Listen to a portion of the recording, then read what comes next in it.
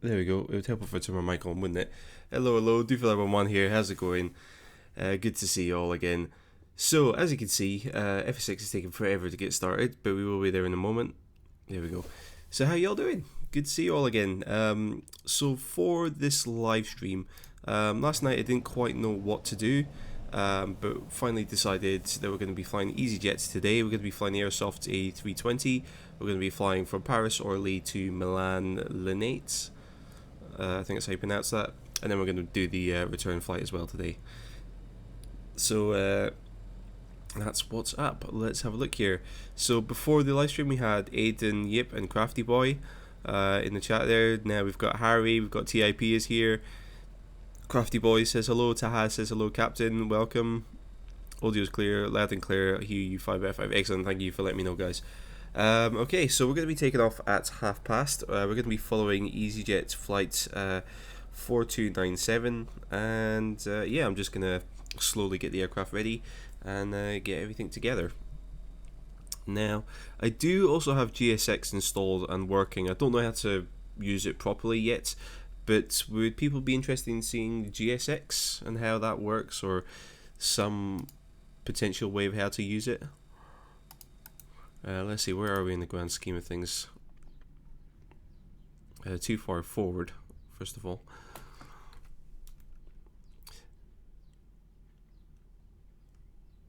Think about there will be fine. So yeah, got GSX there. Let's have a look here. Crafty Boy, you flew with EasyJet a few months ago. Nice. Let's see, Jack. So glad this is happening right now. You're at flight level 380 on the A380. Getting Heathrow to LA. Bored out of your mind? No problem. I mean, I can't imagine. I don't know why people would sit through an entire, long haul sim flight. I would just time accelerate through it.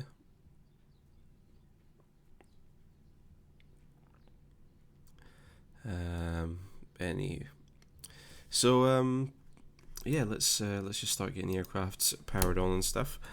And yeah, if you guys want to see GSX, let me know. If not, then we'll just get on with it. So we'll turn the battery switches on. External power says it's available already. Let's just make sure it really is. Yes, it is. Excellent. Of course, we can hear the GP outside and would have seen it as well. Let's see. Nav lights can come on. We'll turn up brightness on all of the displays. By the way, if I'm a bit off today, I do apologise, but I got sunburnt yesterday, and I'm still feeling it today. So I'm a bit kind of like spaced out, and like literally, my brain is fried, my skin is fried. So I'm just kind of like a bit. What am I doing? So I do apologise if I do seem a little bit off today. But that'd be why. And plus, again, I didn't have the best night's sleep last night, so but it'll be fine. It'll be fine. Right, so MCD to set the fuel and load. So we're going to be loading on 6.4 tons of fuel. Help with throttles were not at full there. 6.4 tons of fuel, and we've only got 95 passengers today. Let's have a look here. Let's see, Jack. For some reason you can't speed up the time though, because it misses the speed of the aircraft. Okay, yeah, it can do. I mean, usually you can go up to, well, in Fsx you can go up to 4 times speed before you start really seeing some problems with the aircraft catching up, or the aircraft's like autopilot keeping up with it. But yeah, I'm not sure what the time acceleration in X-Plane is like.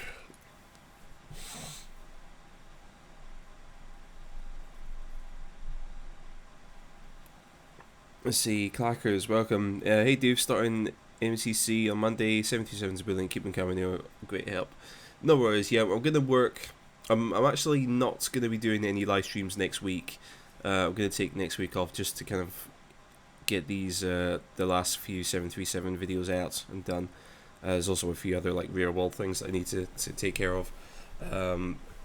So I won't be doing any live streams next week, but yeah, just gonna give myself a bit of a break.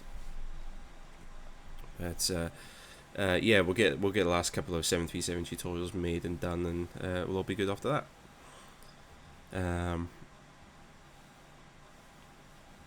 Cool. Right. So MCDU2. So we've set the fuel on the load. So we'll take care of that later on. So now we can do the cockpit prep. So overhead panel. So the ADER system, which is obviously an inertial reference system, not the ground tracking radar, Tower 3D Pro.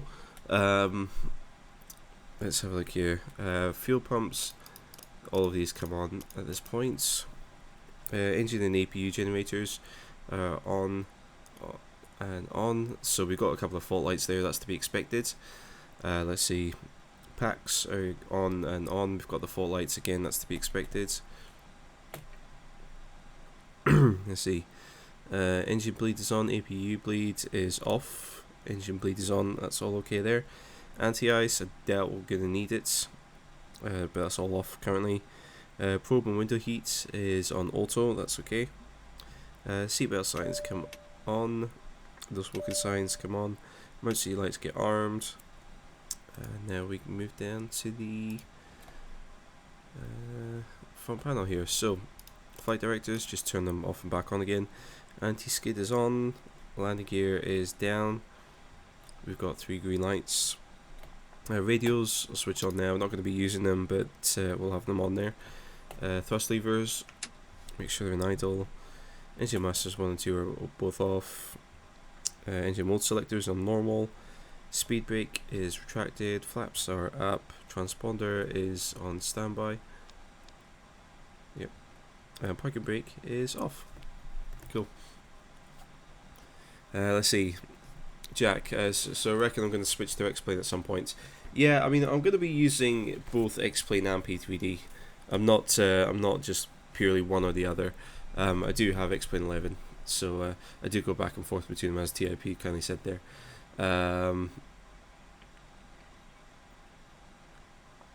Let's have a look here. Puget. So what's going to happen here? So we're going to be following EasyJet flight 4297 from Paris Orly down to Milan Linate, or Linate it might be, and then yeah, we're going to fly down there. The flight time is going to be just over an hour, 1 hour 7 minutes according to SimBrief, and then we're going to do the return flights from Milan back up to Paris there. And Jack, new to the channel, so you would know. No worries, Jack, not a problem at all. Right, FMS setup here. So if we go to the edit page, so we're flying from LFPO to LIML. So it's Orly to Milan. We'll align the RRS. Pardon me, burping. That's my breakfast coming back. So flight number is EZY4297. Put that in there. So the cost index, using what SimBrief usually give me. So cost index is going to be 23. The cruising flight level of 390. So we're going to be climbing pretty high. So have a look here. Wanted Badger, welcome, how's it going? And Mike, good to see you again.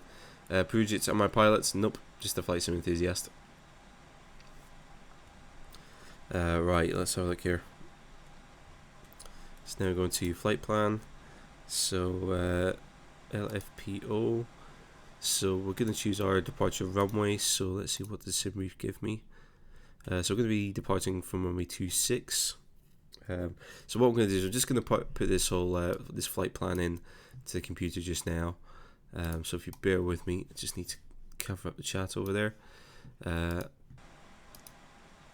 Okay, so runway 26. and then we're taking the bubble 5p.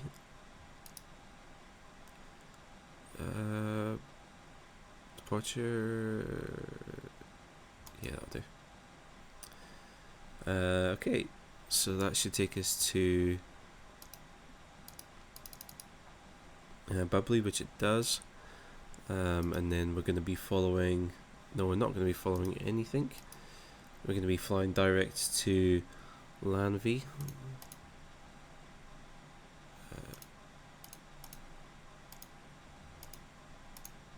Now we're going to be following an airway, UM164 to UN491. And that's not correct because we should not be going to Melco according to this. Well, let's stick with it, see what happens. Big R, that's correct. UN850.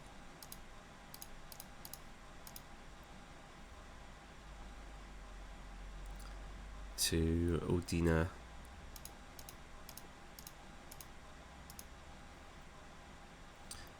Okay, and then we'll put in the approach a bit later on into the flight there. So bring that back, close it. Let's have a look. Let's see, Jack. By the way, thanks for the A320 tutorials. It really helped you get started on Fsx. No problem at all, Jack. Thank you very much for watching them. I'm glad that you found them valuable there. Let's have a look here. Cool. Yeah, you guys are asking questions, and TIP's very kindly got the answers there for you. Excellent. Okay, so we've planned all of the flight route and stuff. So, sorry, nose is tickly as well.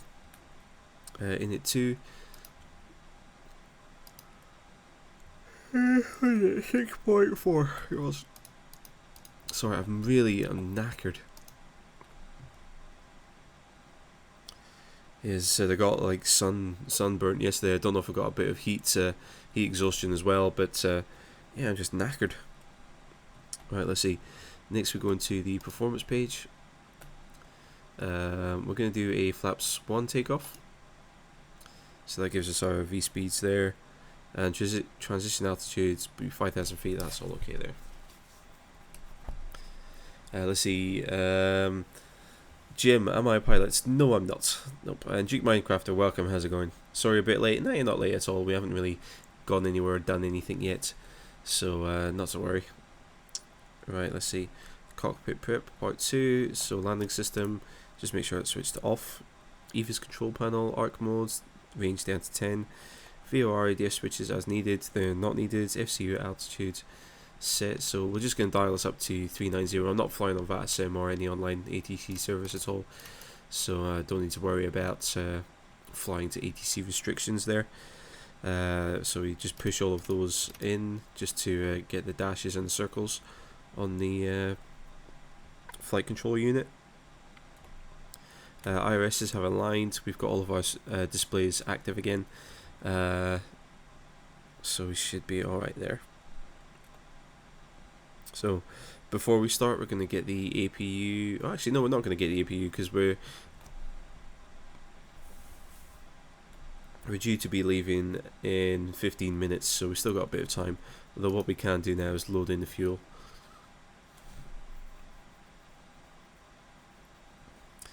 Let's have a look here. Where are we? Jim, greetings from Greece. Yes, Tikanete. Sorry, Tikanete. Let's have a look here. Riskas, just noticed that I'm streaming. Now you have to go and get some sandals for your upcoming trip to Spain. Hope you're back in time for landing. No worries. We're gonna be doing 2 flights this live stream, so you've got 2 chances to catch some landings. And let's see, Jack is going to Greece in 3 days. Nice. Puget, what's my favourite aircraft? I like many different aircraft for many different reasons. Yeah, I like. Yeah, I don't have one favourite aircraft. I like many different aircraft. The only aircraft that I'm not really massively into are sort of older passenger aircraft like the DC-3s and things like that. Although I do have an add-on for an older aircraft, so those ones are not immediately appealing to me, but I like all different aircraft for all different reasons. Jim is from Crete. Nice. Aiden, can I do an RNAV tutorial on the Airbus 737? Yes, that's one of the things I'm looking at to get done next week. Let's see.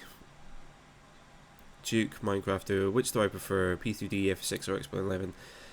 Again, all of the sims, I like all of the sims for different reasons. P3D is, obviously Fsx, but, modernized. Fsx has got like an amazing legacy. It's amazingly beginner friendly as well. And X11 is, much more realistic and I think offers a lot more kind of handling wise, and the physics engine is so much better. So I like all of them for all different reasons. Let's see, Aviv, welcome, how's it going? Let's see, Mike, have I flown the 737 Ultimate? What do I think? I haven't flown it yet, no. Let's see, Pujit, what do I do for a living? At the moment, just been doing stuff on YouTube. I'm still trying to secure a job. I've just moved out of London, so I'm still trying to secure a proper job now that I've moved. Let's see, Jack, going to Athens and transferring over to another place in Greece, but don't know where. All I know is there's an airport next to the beach there. Are you talking about the place where you're going, or in Athens? Because I think there is a smaller airport in Athens. It's not the main airport in Athens. Athens Eleftherios airports.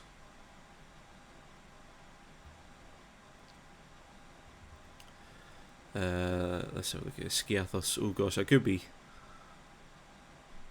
Let's see, Jim. Most of the airports in Greece are beside the sea. That's true, yeah.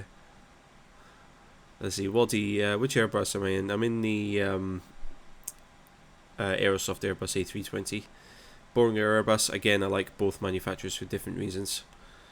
Mike, Fsx P3D explains a good idea for a video, it seems. People have done it already. But the thing is, you cannot compare Fsx to the new sims. You just can't, because Fsx was made 100 years ago. It's not fair to compare it to P3D and X-Plane 11. But even so, Fsx is still much more feature rich than the two new sims. You get missions, you get a much wider variety of aircraft. You have the whole learning center to learn how to fly. And learn about different instruments and how to use them and stuff. So Fsx is still incredibly feature rich for what it is. Let's see, Jim, what do I think about Aegean Airlines? Honestly, I can't say because I've never flown on Aegean Airlines, so I can't really give an opinion. Crafty boy, your dad works at Airbus. Nice. Zizo, where am I flying to? As TRP's just answered there. Paris to Milan and back. Jack, it's called Zakynthos. Okay. Oh, that's the Zakynthos. That's the island which has got the shipwreck on it, doesn't it? And Pujit, have I watched Sully? Great film. Yes, I have seen Sully, and yes, it is a great film. Riskas, have to go. I'll probably be back in like 1 hour 30 minutes. No worries. Jagadesh, welcome. How's it going? Good to see you there. Right, let's have a look here. Let's just make sure that everything's going all right here. Yeah, so we've got the fuel there. That's all good.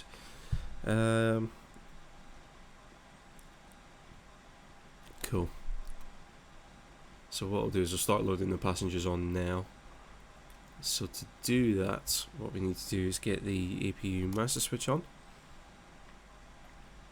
Wait for the air intake flap to open. There we go. And then start the APU.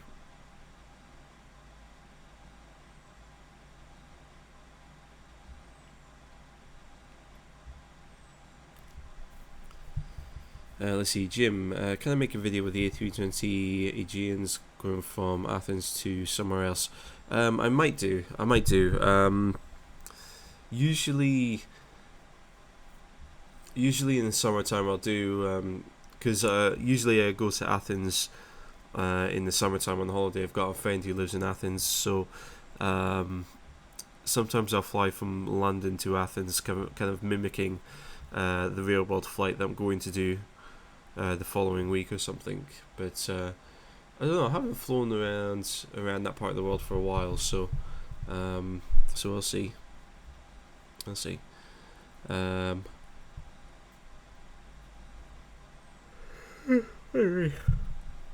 Okay, so that's the APU started.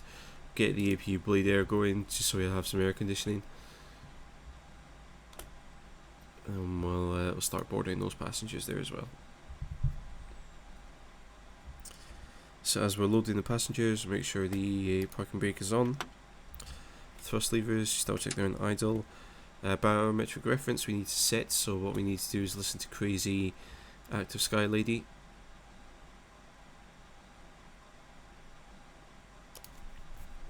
Lima Foxtrot Papa Oscar Airport information Delta 0900 Zulu weather wind 359 at 3 visibility 10 sky condition ceiling 2700 broken temperature 21 dew point 13 QNH 1020 advise on initial contact you have information 1020. Excellent. Let's have a look here. I see Cheeky sister lives in Zakynthos. He had a huge fire last year by the shipwreck. Oh really? Yikes. Hope the shipwreck wasn't damaged at all by that. Let's see, Legend Gamer, welcome. Love your channel. Can I do the A380? I don't know, because I don't think there's any decent A380 add-ons out there. I think most of the ones that are out there are just freeware. So I don't have an A380 add-on, and until there's a really decent one out there, I'm not intending on flying an A380. Crafty Boy, can I fly from Miami to St. Martin next? Maybe. I'm not doing any live streams next week. I'm going to take a week off.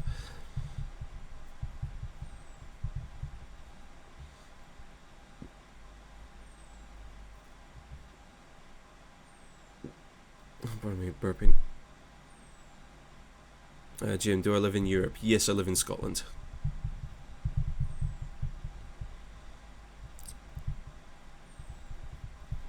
Right, okay, so we're loading passengers on.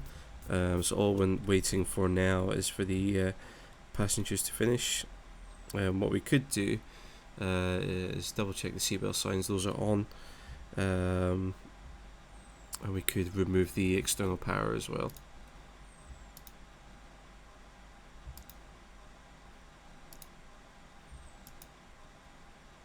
Just the front right that's open currently, that's okay.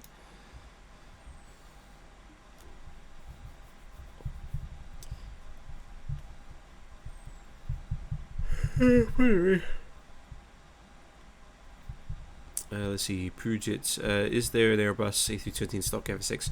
There's an A321, but yes, there is an Airbus in Fsx. Legend, what about 747? 747 I might do a bit more flying on pretty soon. Let's see, Alchemist, welcome, how's it going? Flying the good plane, I see, yep. We're just about to push back in a moment. Be pushing back at past, hopefully.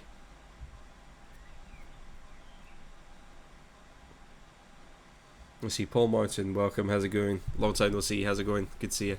Let's see, Legend Gamer, can I do a 747 full flight San Francisco to Heathrow? Again, maybe in the future. I don't sort of do flight requests.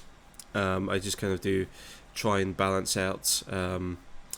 I just try and balance out different aircrafts for different days, flying around different parts of the world. So I'm not sort of doing any flight requests yet.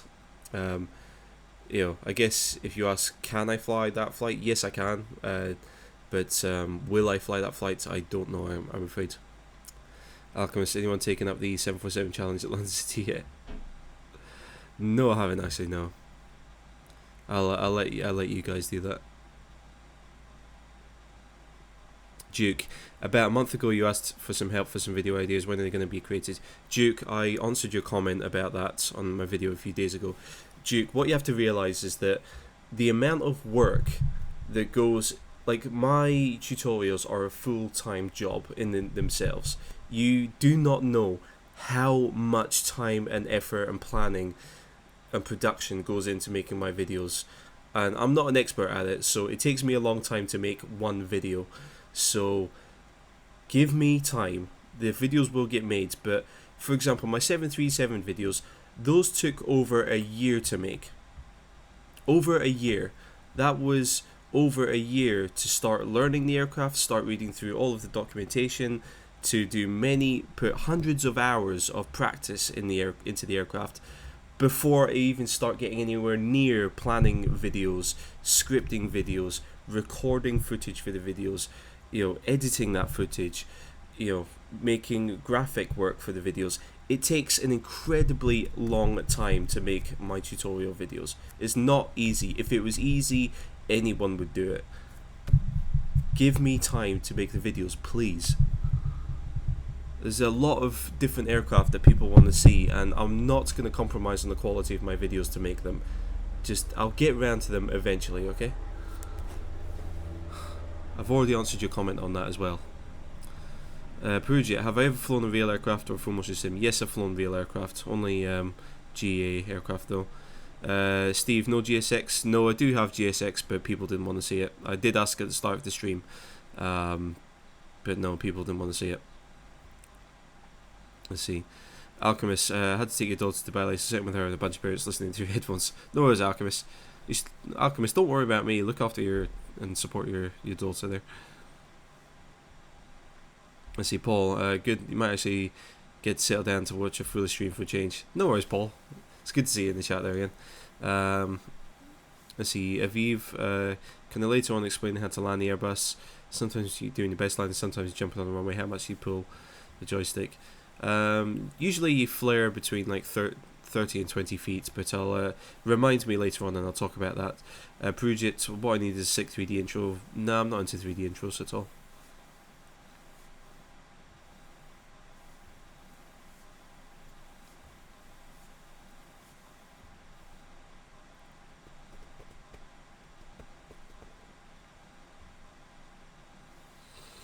Let's see, Legend Gamer, will I do X-Plane 11 in the future?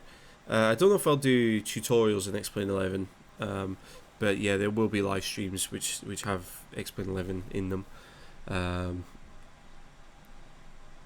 Cool. Right, let's get a move on here. Right, so passengers got 95 on, so they've all loaded. So let's go. Door closed.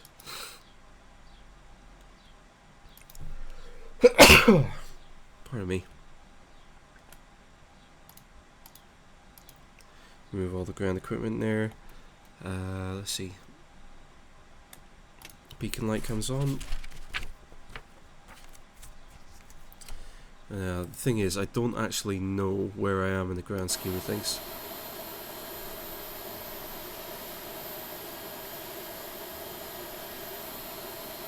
Maybe run me 2.6 up there a moment.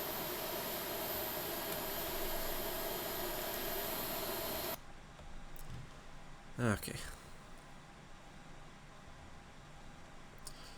Right, so parking brake comes off.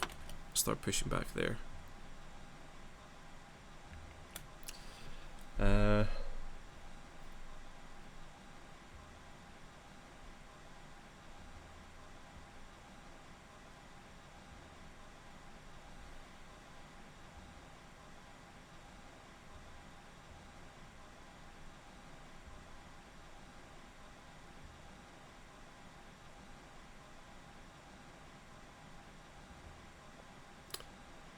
Let's have a look here. Cool. Jim, you want to explain, but it costs a lot of money. It does, however, I would say that the money's worth it because the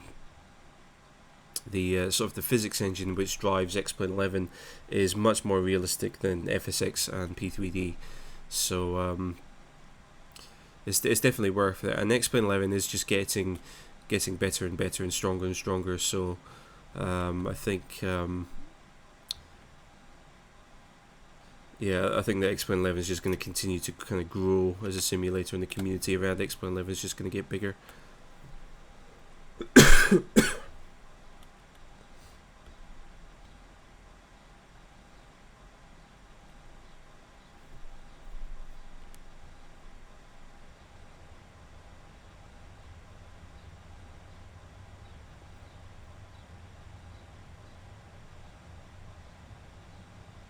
Let's see, Mitchell Black, I'm hungry. Yeah, you and me both.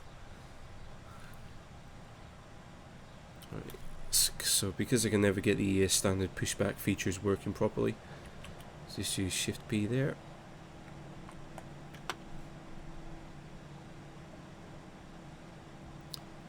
Right, and then we'll do engine 2 there.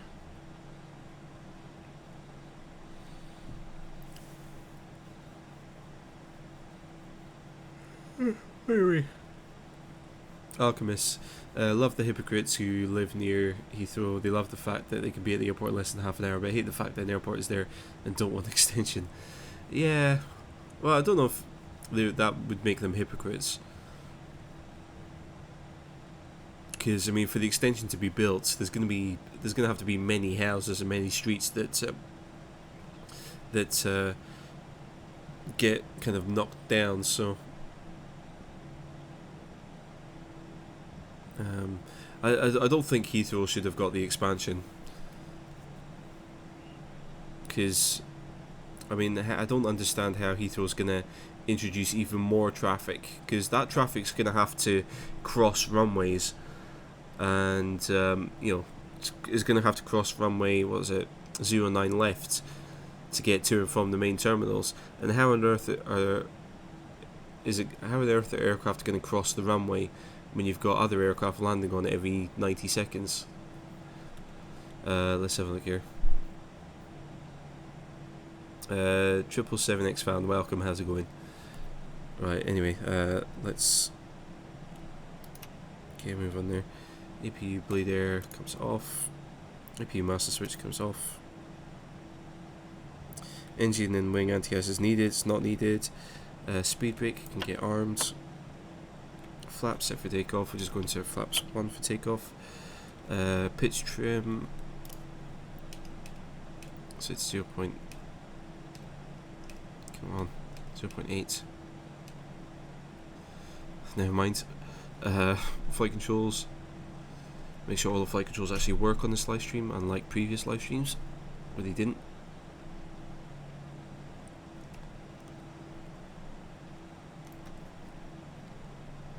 Rudder left, rudder right. Cool, that's all good. Right.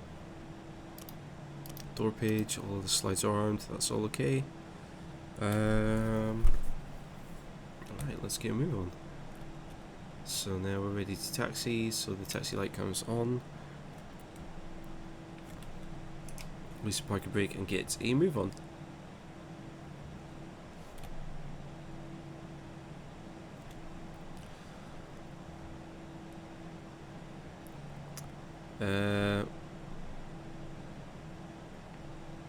Alchemist, I agree as well with no extension to either. I still favour South End, but that was axed.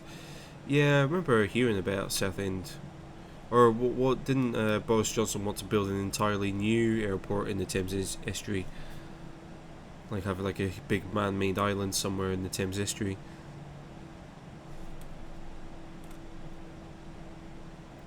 Let's see, Autobrake Max, FCU dashed out there.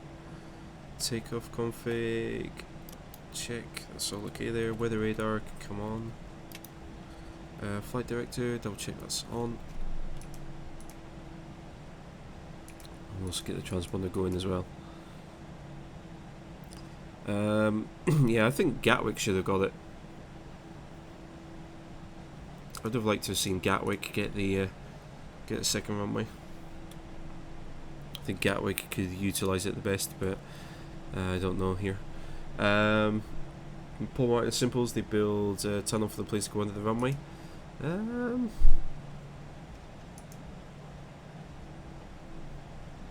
It could do, but wouldn't, because isn't there like a major motorway that goes around the north of Heathrow? Or isn't there like a dual carriageway that goes just past the north of Heathrow? Wouldn't they have to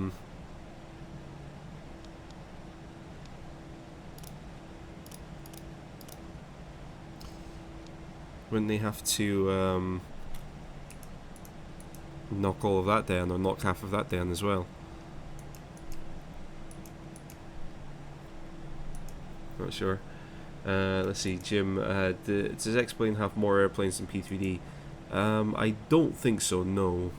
I think P3D has more aircraft.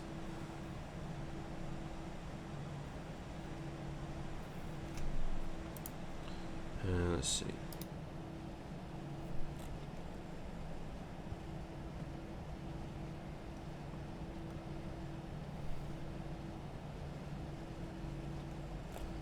Okay, so we'll make a right-hand turn in a moment.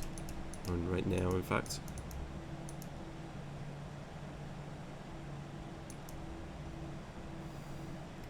No, that's a parking spot there. Whoops. Let's see. Yes, and welcome. And Avdad, I think that's how you pronounce your name. Welcome. Let's see. Legend, do you sometimes do P3D? Yes, I do. Oh gosh, I'm missing taxiways here now. Let's see, Alchemist, yep, rip up Southend. After all financial institutions will soon leave London anyway. Will they? Well, yeah, I guess with the whole Brexit thing happening, they probably will. Let's see, Duke, they probably need another airport in London to spread out all the traffic.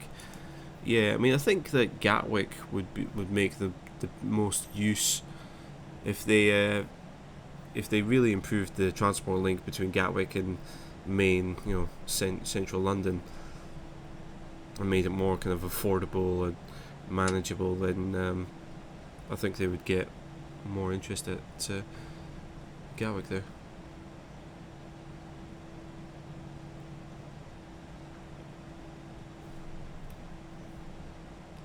Let's see, Manish, I was releasing X-Plane Zebo videos, why did I stop? They weren't proper videos, Manish. As TRP said, they were just live streams.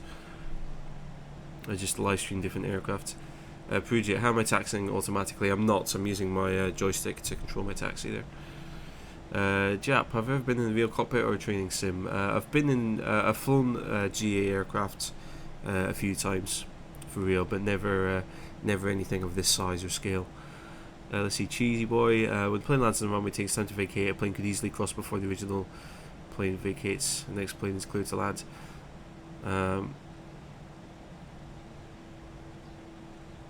I know, but still, it's just adding more risk into the scenario. Let's see, Alchemist, Kinside Southend would be ideal. High-speed trains to London Central. Do they pass by Southend? I'm not sure. Sorry, I'm not sure where the HS1 line goes, but if they go past Southend, then yeah, that makes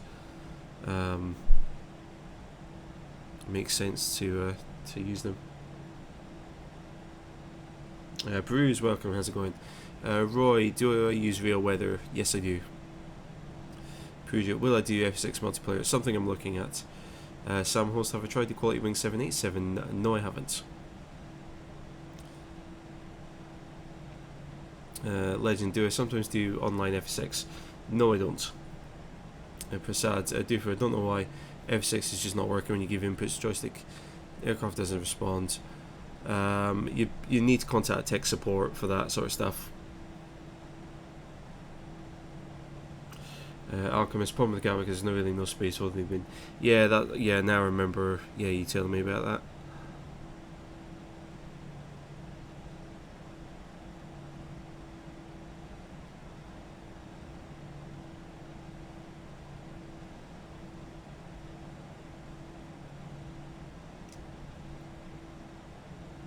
Sesame. Roy, for more reality at Orly, takeoff is runway 28 and landing is 26. Okay, well I'm just going by what SimBrief gave me, so yeah, I'm heading over to runway 26 just now because that's what SimBrief told me to do. Let's see here. Yes, in Gatwick would have been a better choice, but Heathrow generally works near max capacity nearly all times, so another runway and terminal building would help ease the capacity strain. See, the thing is, I don't know if it would. That's the thing. Fabsy should run a VATSIM or some sort of multiplayer event for follows. Could be ATC. Definitely not on VATSIM. Not doing it on VATSIM. But it's an idea.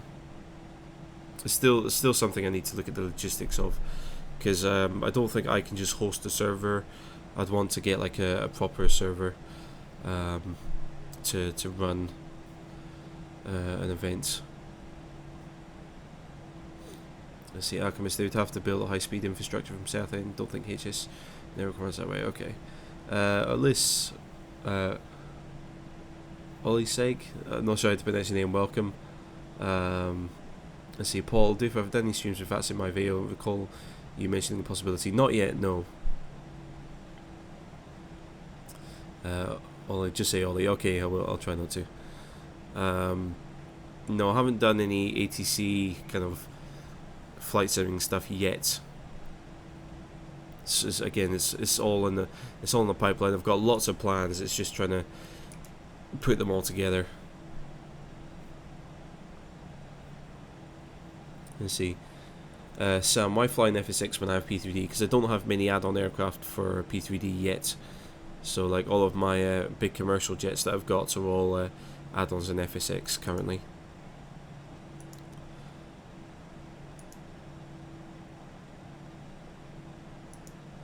Okay, right, sorry guys, I'm going to have to miss the chat for a second while I catch up here. Okay, so transponder, come on. Strobe light can come on there. Alright. I'll just roll out onto the runway here.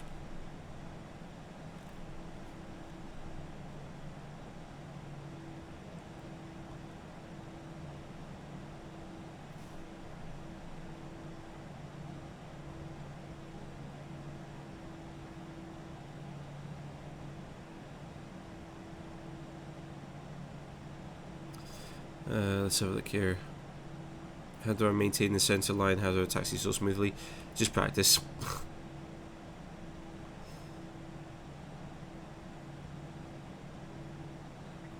It's just practice. And also I've seen like other people when they stream, they tend to like rush the taxi. They tend to taxi a lot quicker than they should do. So don't rush. Keep your speed under control.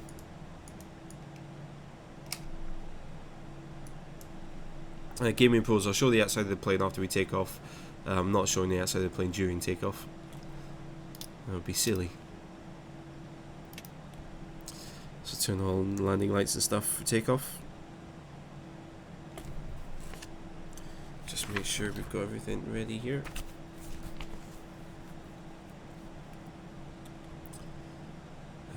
Okay.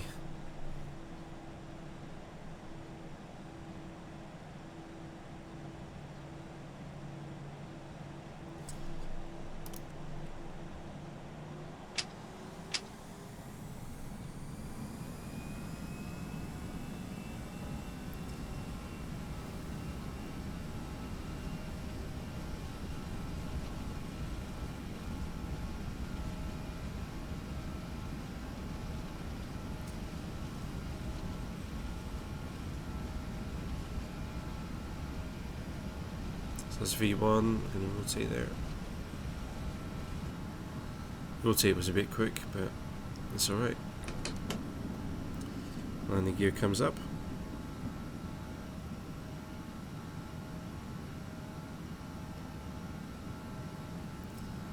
So just going to follow the flight director there.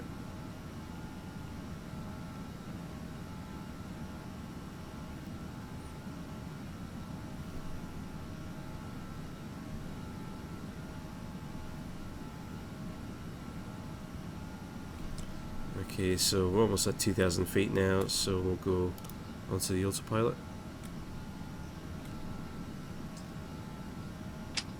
Set thrust lever to climb. And just as we pass the S speeds, I'll bring the flaps up all the way. So, spoilers disarmed, flaps are up all the way, autopilot's on, lights can all come off.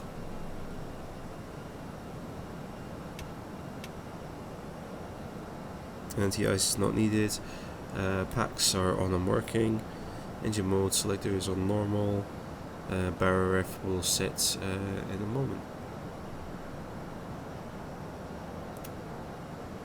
Cool.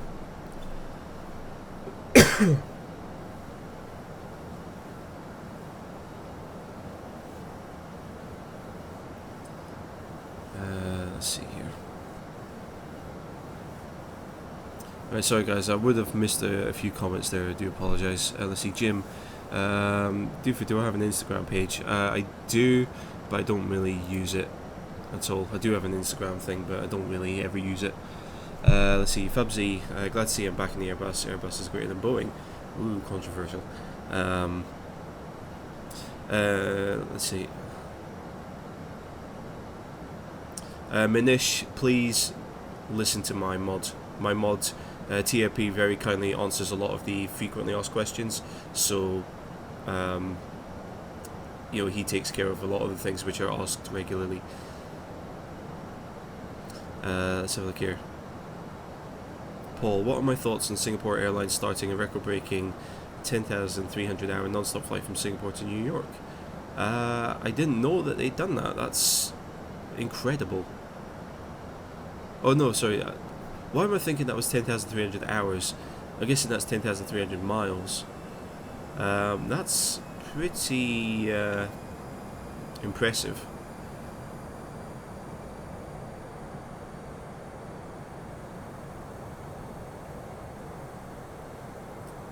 If that's the case.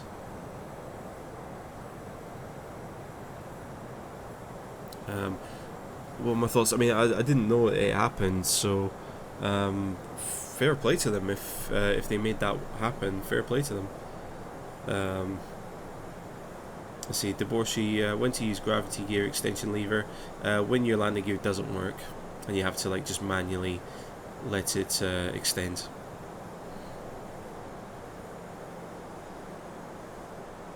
Alchemist is a French ATC. We're going on strike in 3 minutes 42 seconds. Milan is also on strike. Please set the course to 095. Yeah, I've noticed that. I've noticed that French and Italian ATC do often go on strike for some reason.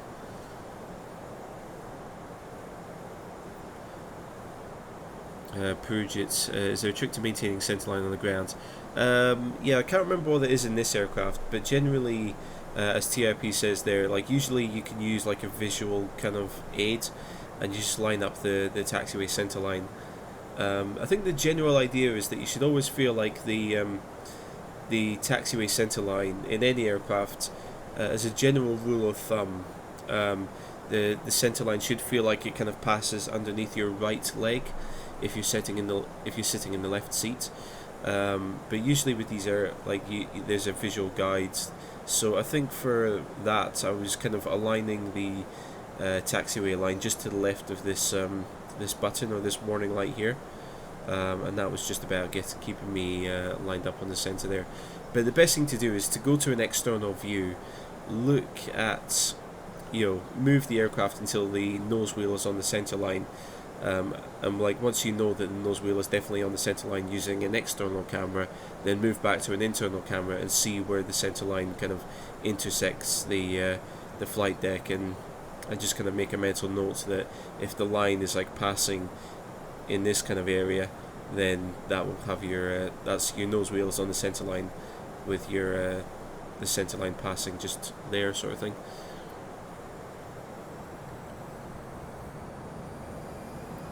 Let's see, Pujit, how long before we go for a landing approach? Probably about an hour now. It's about 1 hour 7 minutes flight time, so about an hour. Let's have a look here. Alchemist wouldn't fly non-stop from Singapore to New York, wouldn't even know it flies journey to England. Let's see, Gaming Pros, as I view please. Yes, I'll get that in a second. Snay, what are you doing here, Snay? I thought you were working.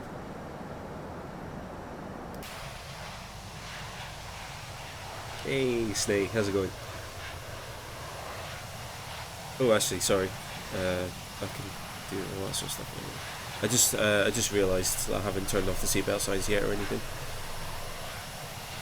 I see Paul Martin. I'd want a full lie down bed for long haul. I'd be dead sitting in a normal seat. Yeah, absolutely. I'd be worried about like the likes of deep vein thrombosis and stuff on a flight that long.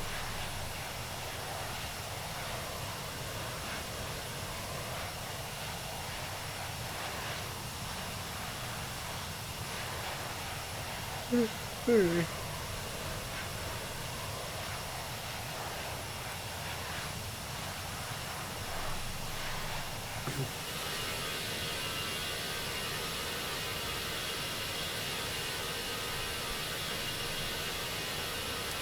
see Jim, EasyJet, the old livery. Yeah, I haven't updated any of the liveries. All of the liveries that I have with this aircraft are ones that just came with it when I bought it.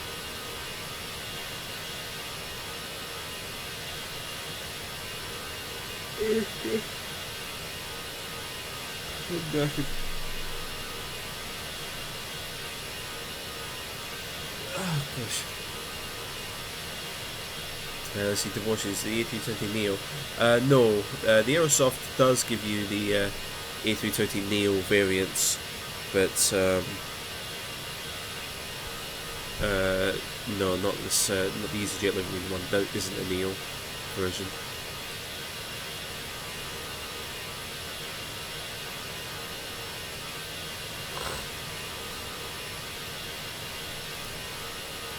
I need to come back to this because I need to turn that off.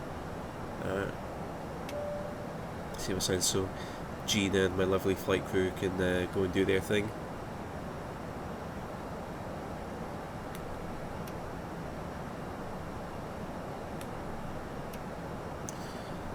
Let's have a look here. Let's have a look, let's have a look, let's have a look.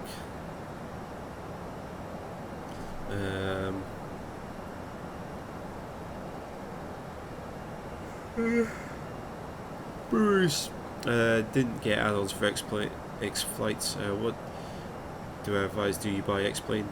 I don't know. If you're not sure about X-Plane, get the demo for X-Plane first and see what you think of it. And if you like it, go for it. Alchemist, I'll never again call EasyJet SleazyJet. I've flown Vueling for the first and last time. Even little people would find the legroom non-existent. Oh jeez. Yeah, I mean, EasyJet are not that bad. All things considered, they're actually not that bad. I say Gaming Pros looks so good. How do you download it? You can buy the plane from the Aerosoft website, or alternatively, it is available on Steam as well as Steam DLC. Although I've heard that some people have some difficulty with the Steam version. What on earth is going on here?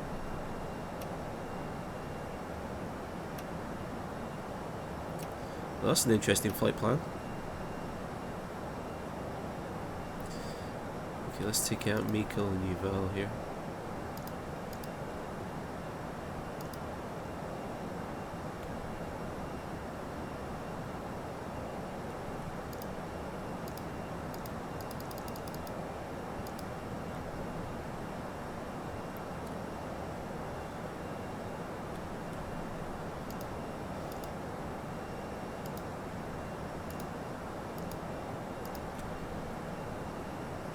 Let's see.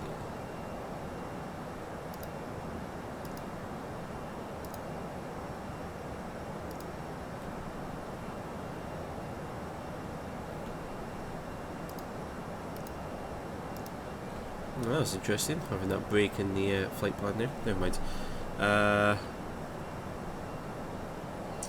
Let's have a look at your snake. You can see the neck there. Yeah, got sunburned in Scotland of all places. Ow. Yeah. I'm going out for drinks tonight as well. Gonna be messed up. I have to get like a proper, like smart shirt on and like roll the collar up so no one sees my neck. Josh, why do you have your collar rolled up? Don't ask. It's fine. Let's see. Snail. What's with the yawns? Yeah, I just had knackered. Didn't sleep well. I'm sunburned. I'm just exhausted. I don't know why. I'm just exhausted. I see Paul Martin party us hard Friday night.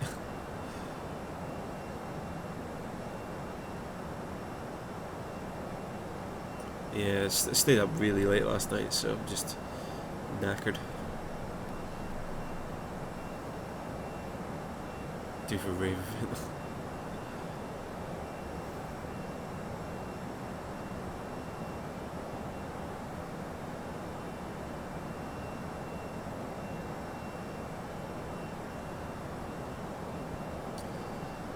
Let's have a look here.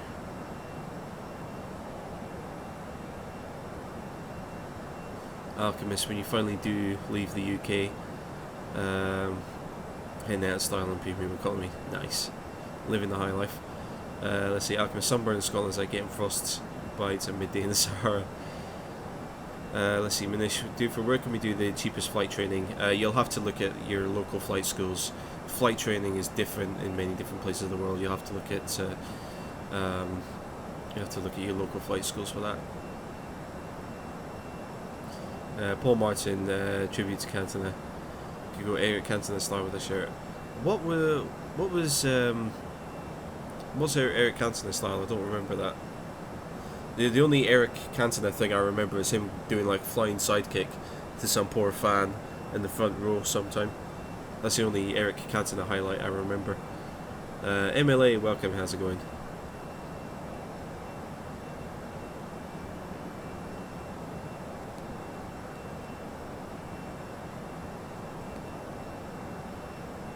Let's see, Deborschi, can I see upcoming flight on navigation? Do Airbus alert the pilots? What do you mean, Deborschi? I'm not sure what you mean by that question there.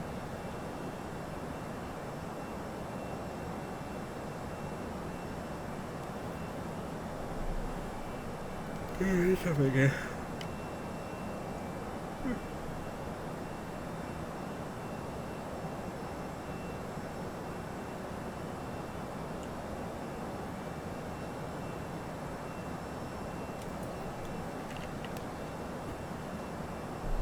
Gosh. Okay, so it's 10 o'clock UTC there. We should be landing, yeah, 10:46. Top of descent is at 10:27, so just under half an hour until we reach top of descent. And we'll be landing pretty soon after that. How's the weather there? If you mean in Scotland, the weather is incredibly nice here. Rather surprisingly nice.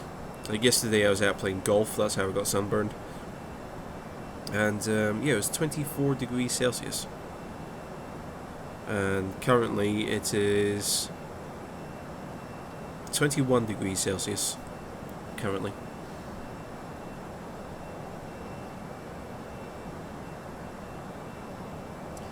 Let's see, gaming pose. How do you use the FMC? Push buttons. Literally, that's how you use it. But if you want to learn how to use it, if you click up in the top right corner of this video, I've got my A320 series or tutorials, which are basically a series of tutorials in this aircraft. So if you want to check out how to use the FMC, I cover that as part of that tutorial series there.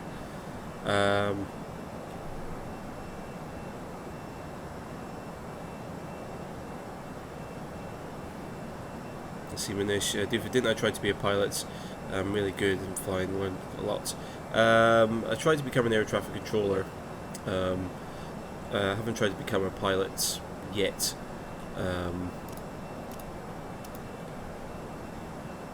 But yeah, I tried to become an air traffic controller.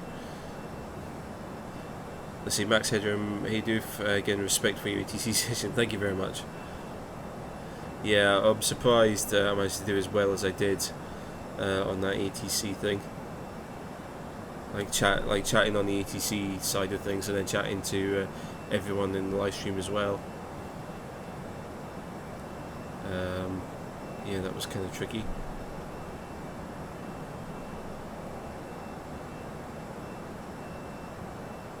But it made it work somehow.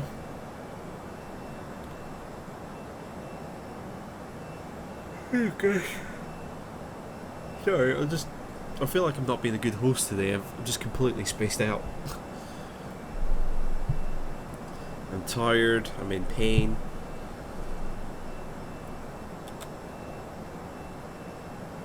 I'm just letting the autopilot do the business for me.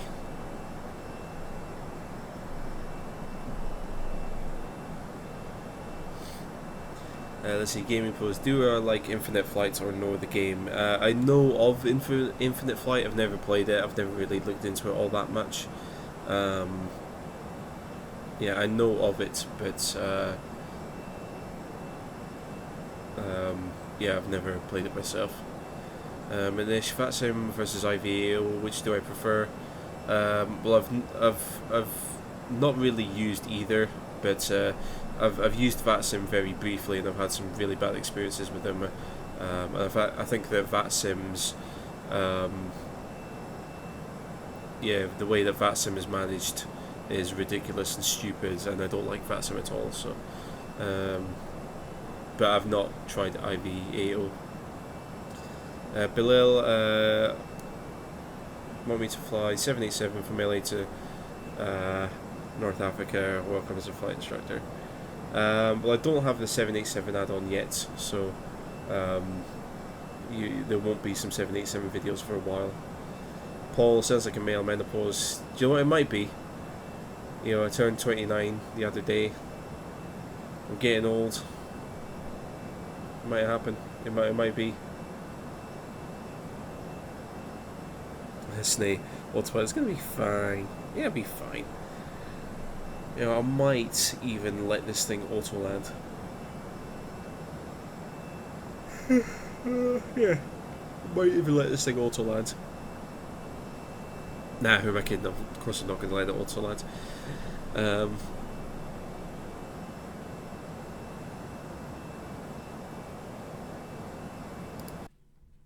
So just clicking out there.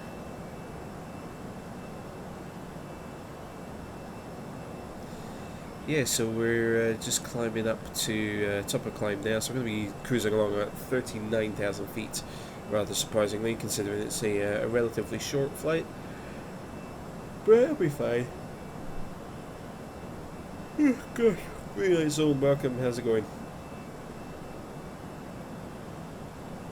Oh, jeez. I don't know what it is, I'm just not with it today for some reason.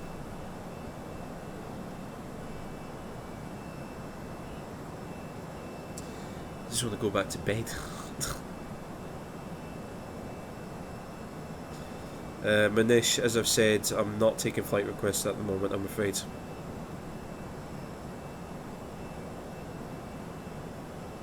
Maybe in the future, but not at the moment. I'm not taking flight requests.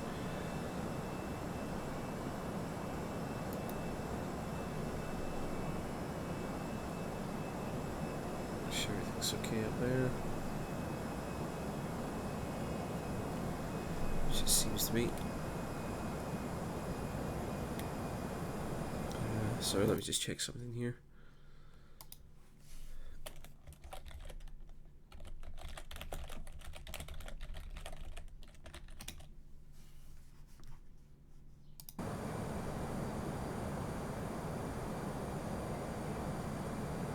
Let's see, Green Light Zone. Did I ever hear this song? You Can Always Go Around.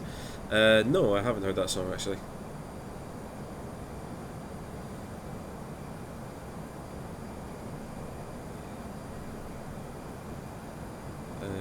Let's have a look. Crafty Boy, oh yes. Crafty Boy, what's the random oh yes for?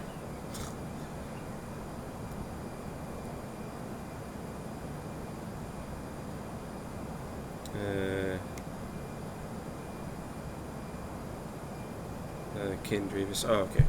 Oh, sorry, that you were talking about the song there. Jacob, welcome. How's it going?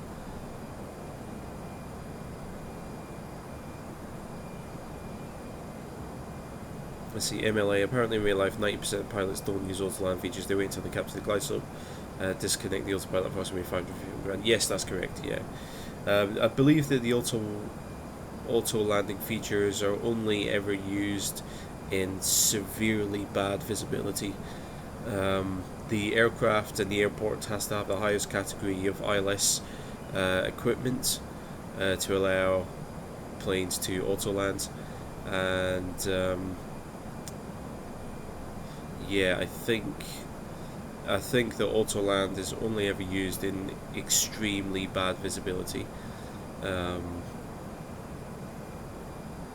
Yeah, otherwise pilots would normally, yeah, as you say, they would normally use autopilot to navigate onto final, and then yeah, once they've captured the ILS, then well, the ILS being both the localizer and the glide slope, then they'll disconnect after that. Let's see, gaming pros. How long did it take me to learn to use flight sim? Probably learning the basics only took me a few months. But to get to, I only started doing flight sim like seriously about 3.5 years ago. Sort of coming up to 4 years ago now, I think, if I remember correctly. But to learn like the basics of flight simming, it probably took me maybe 6 months to get sort of comfortable with certainly flying GA aircraft, so flying small aircraft. I was more than comfortable within about a year. And I'm still not 100% comfortable flying like big jets and stuff.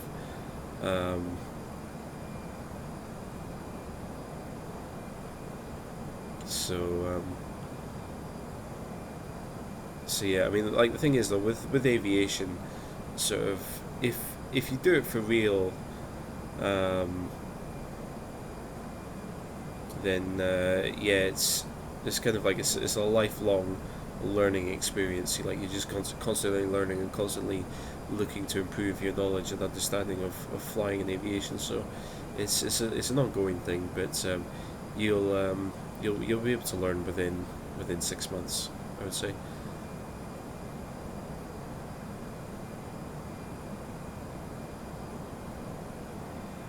See, Mike, Ryanair pilots are highly professional, no sarcasm, not fatal accident in 33 years. That's true, yeah. I don't think Ryanair had any major problems. It's just the way that the business is run, which seems to be a bit controversial.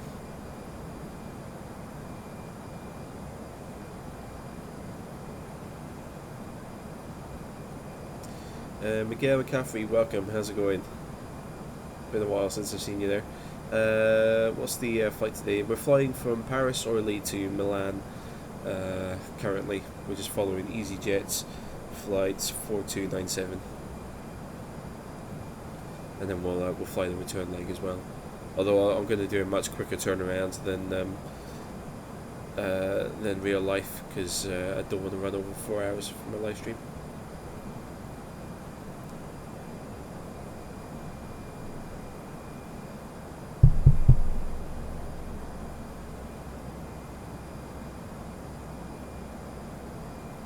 Let's have a look here. Economy Flyer, welcome. How's it going?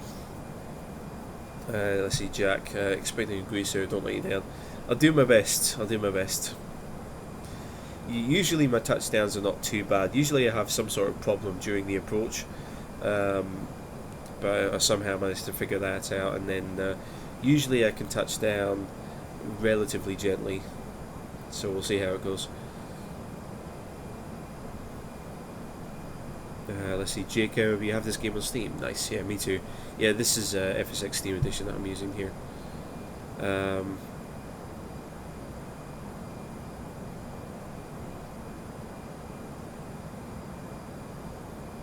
Manish, do from sort of experience in case of emergencies in a real plane, could always land a big jet? Possibly. I would certainly feel confident, like, going into the cockpit of a commercial aircraft and, being able to understand what I'm looking at. Like, I know how to read these instruments and things like that. you know, I don't know if, you know, I would take hands-on control. Usually, in most of the cases where a passenger, you know, has been invited into the cockpit to assist in some manner, it's usually because one of the two pilots has had some sort of issue which has incapacitated them. So the passengers are usually there just double checking the work of the second pilots, to make sure that you know, the second pilot is doing what they're meant to be doing. So they'll just double check things off on checklists, and double check as the pilot changes, you know, heading selection and altitude selection. Passengers just double checking and making sure that everything's okay there. MLA, looking forward to the new PMDG 747-8. Yes, I am. Yeah. Gary the Bean, welcome. Let's see, gaming pros. What airline do I like most in the world? I can't answer that. I haven't flown on many airlines, so I can't really give that a fair answer. Why not X-Plane 11? I do have X-Plane 11. I just alternate that on live streams, as TIP said there. Let's see, Miguel, sounds like a nice short flight. Just recently went solo in the 152. It was glorious. Got a video of it on YouTube. Nice, congratulations. That's fantastic.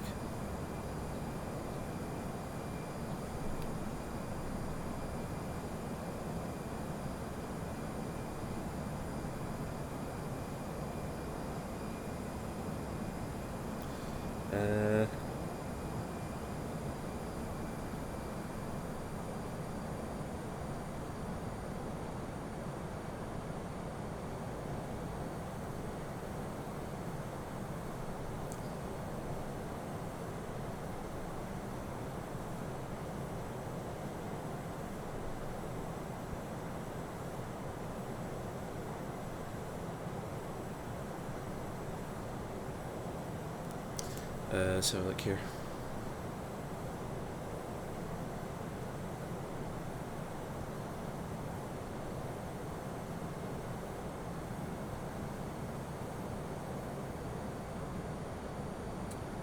Hang on, sorry, I did see a comment there.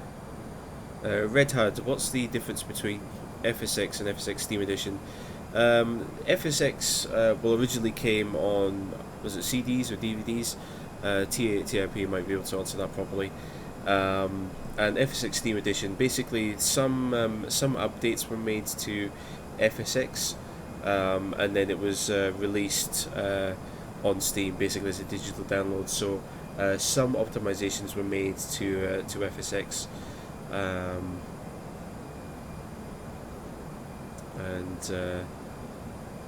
yeah, basically it was just released, made available as a digital download rather than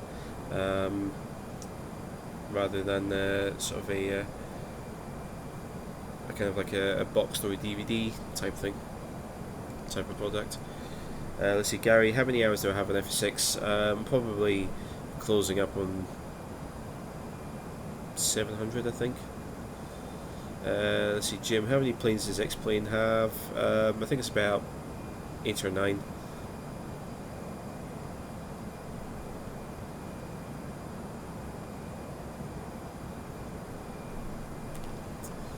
Right, okay, so we're coming up to top of descent there, so what I want to do is go and find my sim brief plan here. So due to land on runway 18, let me just check. Let me just check this here.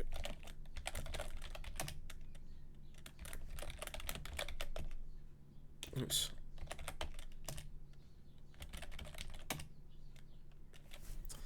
So winds are coming from variable at 6 knots. Correct. Okay. Let's see here.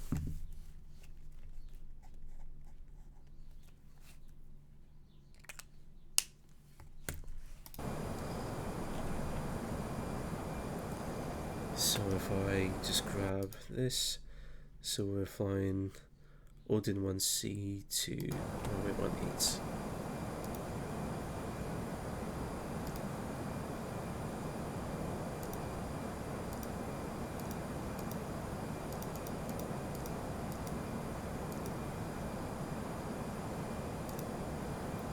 Oh, do we seriously not have ILS 418, okay.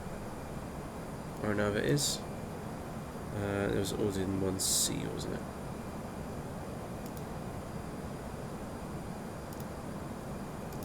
So let's see what that looks like. Obviously, I'm not doing this properly today. I'm just I'm not looking at charts and double checking, cross checking things, so which is bad form, I know.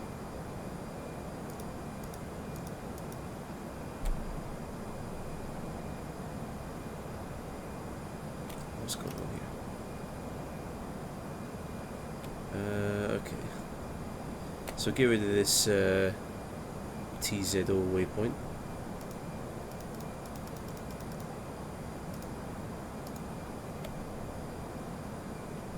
Take out this discontinuity there. That should be alright.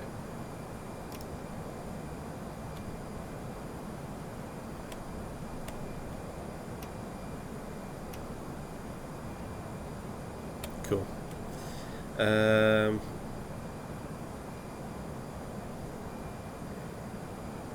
Let's see, MLA, can I fly a Dash 8 because I find it really complicated? I will be doing some Dash 8 tutorials. That's my next kind of aircraft I'm going to tackle as part of a tutorial series. What's the difference between FMGC and MCDU? They're both pretty much the same thing. FMGC, I guess, is Flight Management Guidance Computer, and MCDU is Multi-Function Computer Display Unit. Let's see.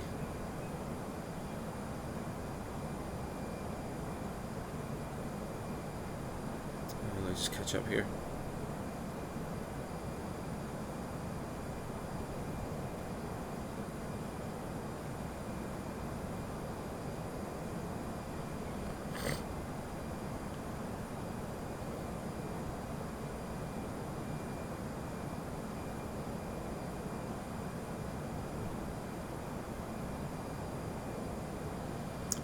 Let's see here.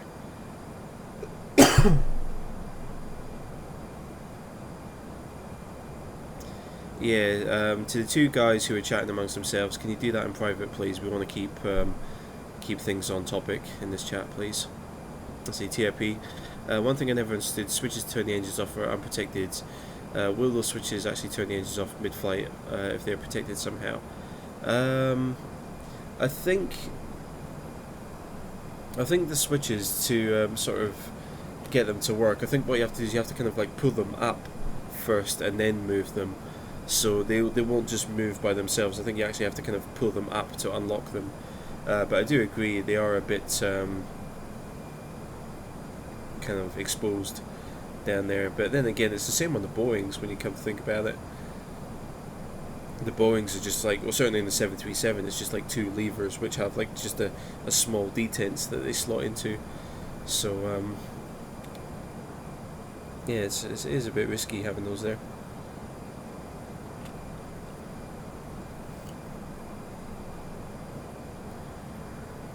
I don't know.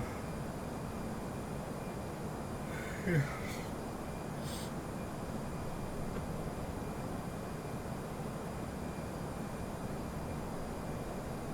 Let's see.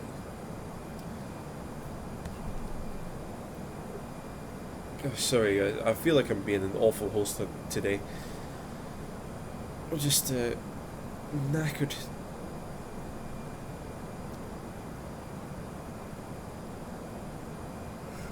Mitchell Black, you're doing 111 nose commands flight in the Cessna. Fair play. See, TRP. Computers should realise you're mid-flight, so they should do nothing. Yeah, I agree. But then again, there might be a situation where you might want to, purposely turn off an engine mid-flight. For example, if there's a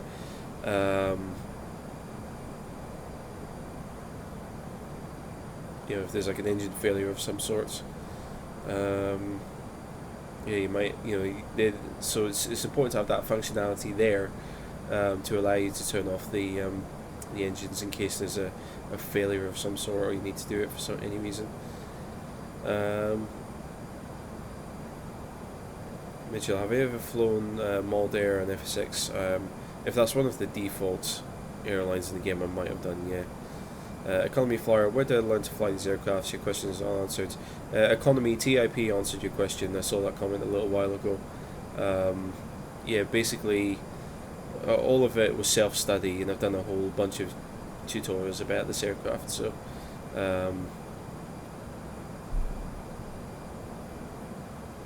yeah, all of it was just self-study.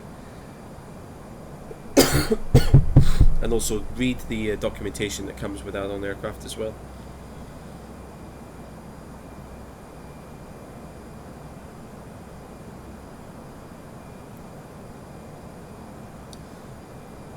Let's have a look here. TIP should be another set of safeties you need to hit before turning off.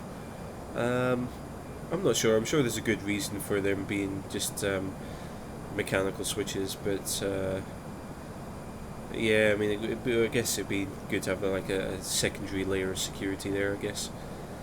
Viljar, why do you have to fly at a slower speed the higher up you go? You're not actually flying at a slower speed. Your indicated airspeed looks slower, but we're actually flying at max 0.77, so we're going much faster than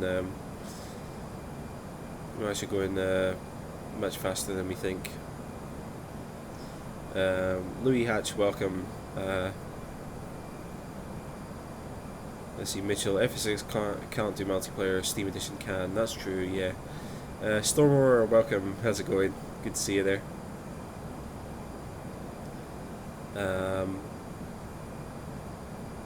Manish, what do pilots do to keep themselves busy and not sleep when everything is done by autopilot? Well, pilots would constantly be double checking the progress of the flight against their flight plan. So they're going to be constantly checking the fuel usage at every single waypoint to make sure that the aircraft is not burning too much or too little fuel. They're going to be manually checking how much time the flight is taking, so again they're going to make sure that they're going to be reaching each waypoint at the correct time. They're going to be talking to air traffic control a lot as they pass over different countries and different regions. They're going to be briefing each other for for the approach and the landing and things like that, so they keep themselves busy.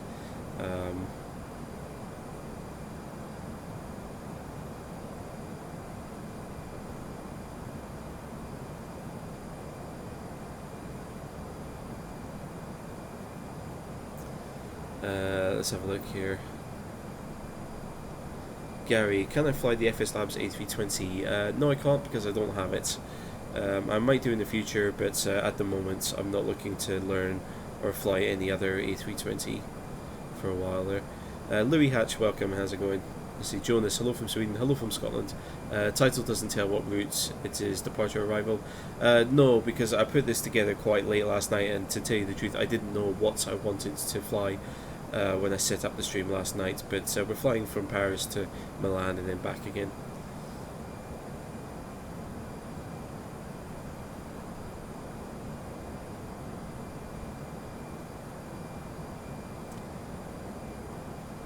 Let's have a look here.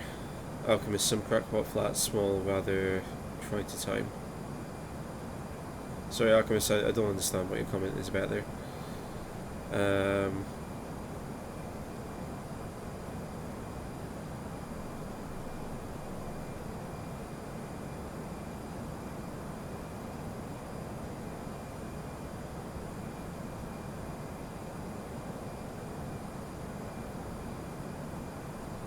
Manish, just to know, what will happen if both the computers A and B fail? You have to fly the plane manually. Let's see, Alchemist, some crackpots, small Earth, try to use Google Maps distance and a stopwatch to prove the Earth was small. Then reported since commercial planes appear to land at 90 miles an hour rather than stated 140 knots. Okay. Well, good luck with that.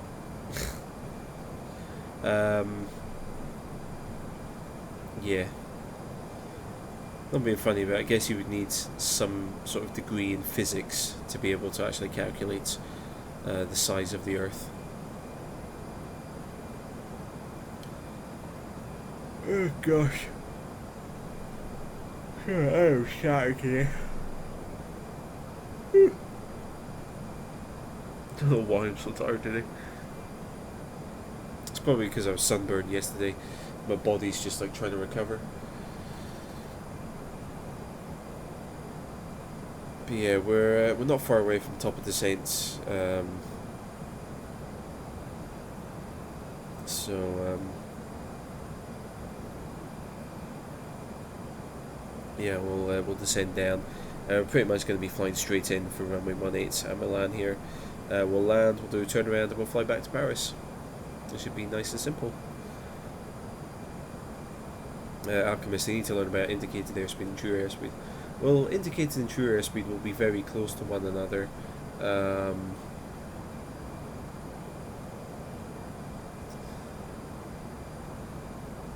At lower altitudes where planes will be landing, indicated airspeed and true airspeed will be pretty much the same.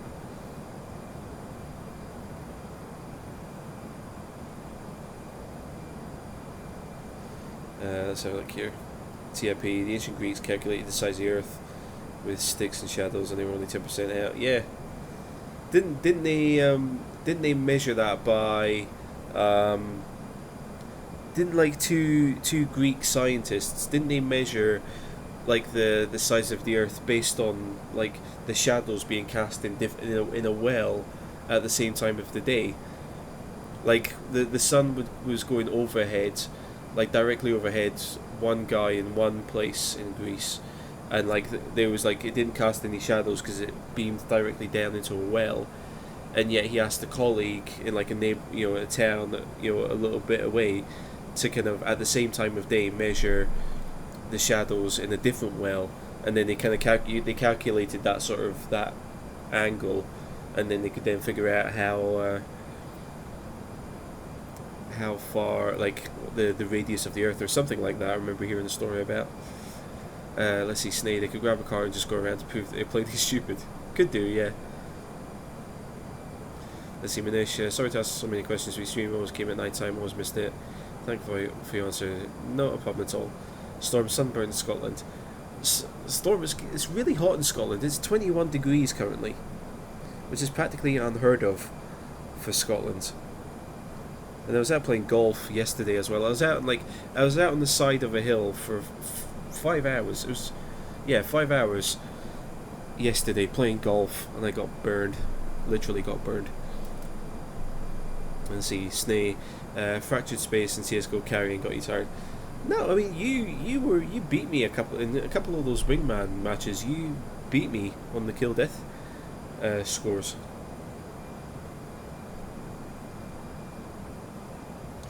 Let's see, Gary, how do I like X11? Would I recommend it? Yes, I like it a lot, and I would absolutely recommend it. As I said, I alternate between Fsx P3D and X11.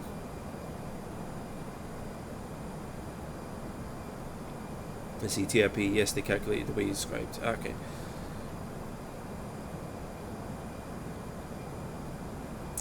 Snay, that is Eratosthenes measure practic. Okay. And Alchemist, in 2018 we still have flat earthers and small earthers. Yeah. I'm just amazed at the scale of the flat earth movement.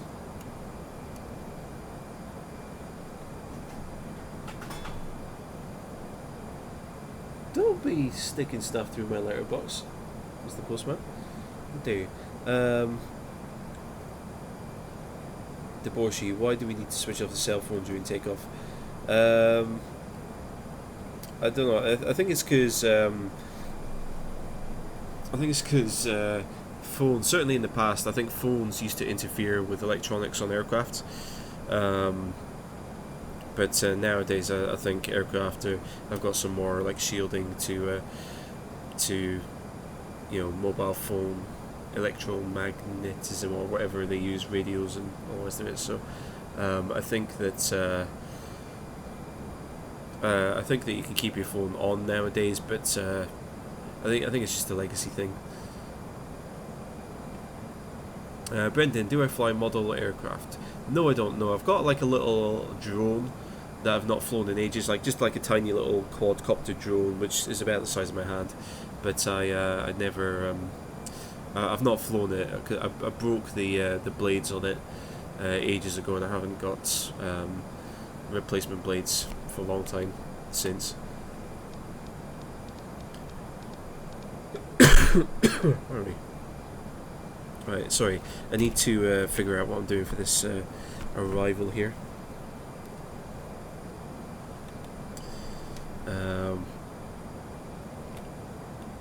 Sorry, if you bear with me 2 seconds.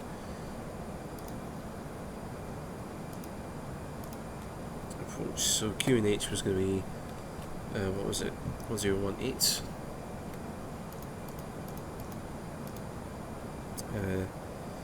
What was the temperature? 25. Winds were variable at 6 knots. Transition altitudes, I'll need to look at a chart for that. Let's have a look here. Alchemist, 21 degrees is hot. It isn't for Scotland. 21 degrees is hot for Scotland. Don't step out of the plane in Milan and become a raisin. Yeah, absolutely. Let's see, Alchemist, flat earthers. If you people have never flown or only flown Isle. Yeah, it's true. Storm, no, they are delusional idiots. There's that as well. Cell phones calls a buzz in the pilot's ears. Oh, really? Let's see here. Alchemist, even that now has been reduced in newer models. Yeah, is it that kind of like that type of sound? That kind of like beeping interference type thing? Peter Mathis, welcome. Does this have the new sounds? No, this is just the standard Aerosoft A320. Alchemist, if sunburned at 21, then 26 should be hell. Well, it was 25 yesterday in Scotland, and yeah, because we're not used to sunshine, we didn't think that we'd need any. You're meant to go down. Why didn't the plane go down? Yeah, because we're not used to sunshine in Scotland. We don't think, like, we don't have sun cream or anything just kind of ready waiting to go. We only ever buy sun cream if we're going somewhere actually that's actually hot on holiday. Like Spain or Greece or anything like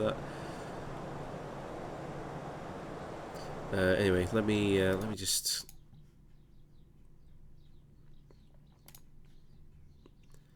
I need the aerodrome elevation 300, so do about 550 on the minimums. Need the transition altitude as well. Do you have it there?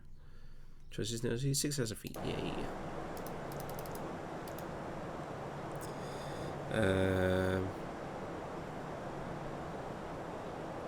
Cool. I think we're all okay there. Excellent. Let's see here.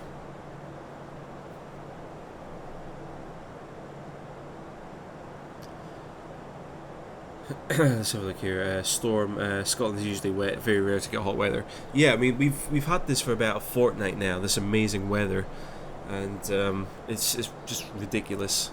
I'm not complaining about it.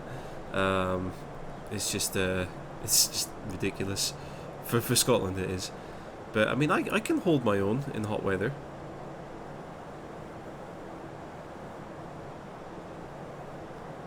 Let's see, Brendan, couldn't be a pilot as I'm colourblind, so you fly sims, model airplanes to fix the itch.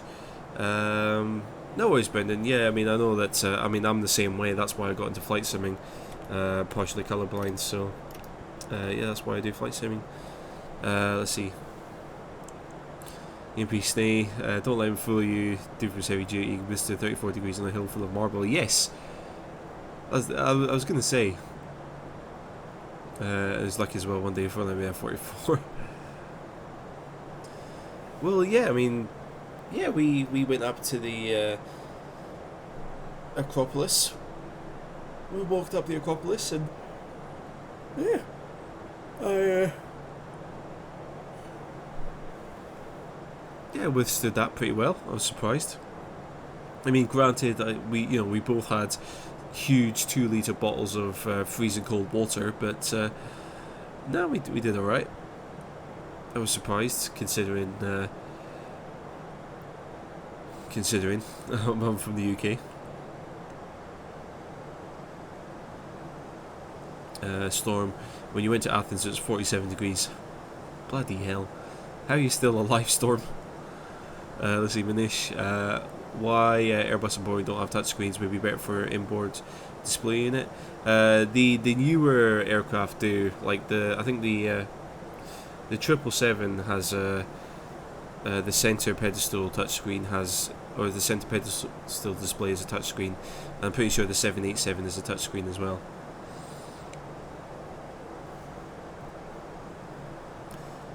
Let's have a look here.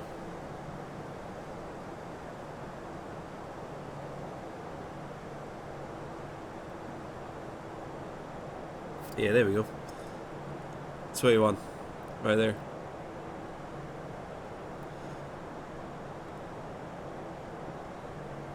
Absolutely scorching.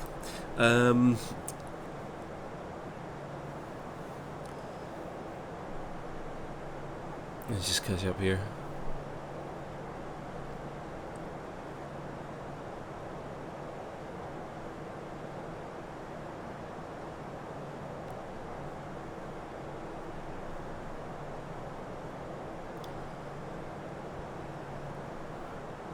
Well, the thing is, I don't mind the heat as long as there's a breeze just to take the edge off it. I don't mind, being in like mid-30 heat. As long, as I said, as long as there's a breeze just to take the edge off it, and I've also got a big cold bottle of water to hand. I really don't mind the heat at all. But about kind of like 20 to 25 is sort of the sweet spot, I think, for many people. And anything more than that, and it's a bit too much. Storm was horrific. I imagine you'd have to spend all day sort of indoors in an air-conditioned building.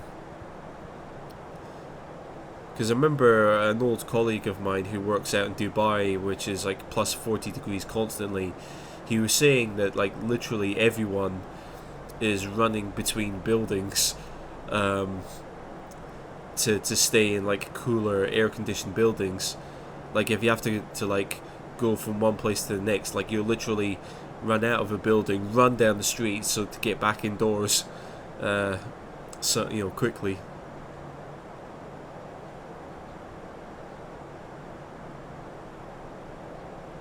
And I see Paul Martin 19 in Drake in Yorkshire. Oh dear. Oh yeah, Storm, how have all of the storms down in London been? Hopefully you didn't get like flooded out or anything. I remember you saying the other night you were a bit worried about that. Let's see, TIP, you got good food. Yeah, that's true. Yeah, if it's too hot outside in Greece, you could just go to a taverna or someplace and get into the shade and just eat all day.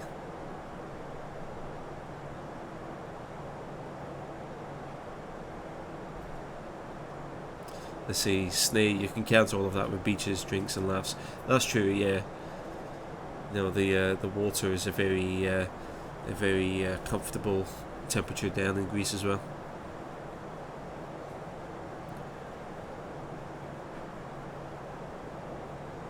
Here, Alvaro. Past year we had 43 degrees in summer in central Spain. We were melting, flipping heck. Yeah, I can imagine. Economy, live in Dell where the weather doesn't go below 40 degrees in summer. What's going on right now? Flipping heck. Yeah, I mean, I think 40, and I would really start to struggle. Because there were, there was the odd occasion where we got over 30 in London, but it wasn't sort of consistent. Like you'd get maybe 27, 28 consistently in London, and then like occasionally you'd get like a 30, 31, 32, 33 degree day. But yeah, as I said, it was never consistent. Oh, speaking of like hot weather and stuff, Snay, are we sorting out summer holiday this year. We need to sort out summer holiday at some point this year.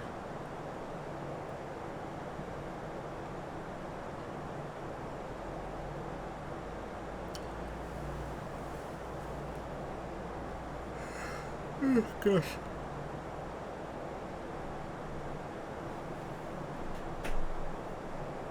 Let's see, Storm. Sorry, Storm. I did see a comment earlier, but I didn't read it out. Walked up a mountain looking after animals, didn't pee for a week. Sod at that.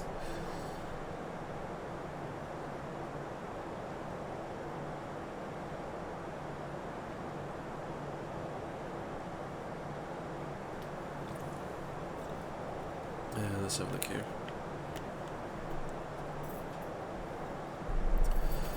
How much FPS do I get with the Aerosoft Airbus? I'm kind of hovering about 25 to 30 at the moment, but some of that will be because of the cloud coverage there.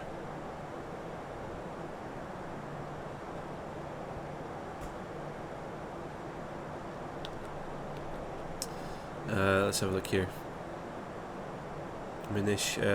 What affects extreme, or what effect does extreme high and extreme cold weather do to a plane?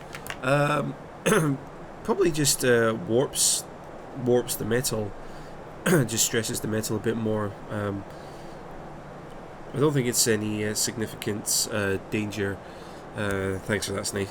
I don't think there's any significant danger. I mean, aircraft are designed to work and operate in extremely hot and extremely cold conditions, but obviously you just need to tailor the aircraft's maintenance requirements to kind of keep an eye on the effects of extreme weather. Let's see, Storm, not foggy, hate that. Oh, let's see, Snay, you're off work from the 1st to the 14th of August. Let's have a look here. Well, Snay, I mean, do you want your favourite Scottish guy to come along and say hi in August? Let's have a look here. W, welcome. How's it going?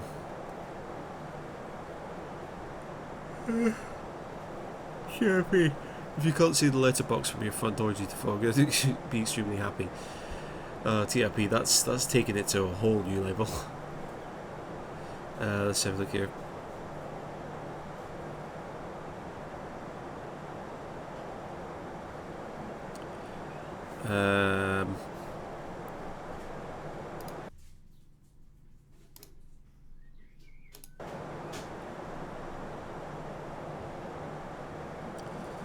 Let's have a look here.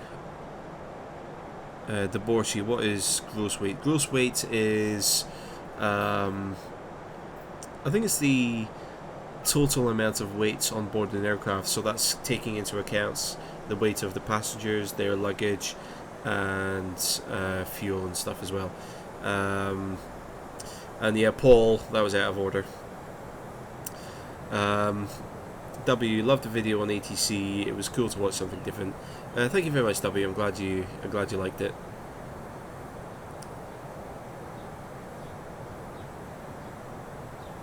Yeah, it was much more fun to do. We are way too high. That's the runway there.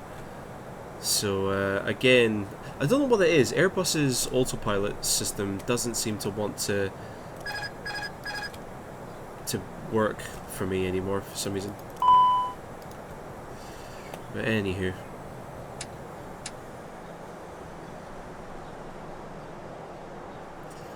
yeah, that's Milan directly ahead of us here, and we are at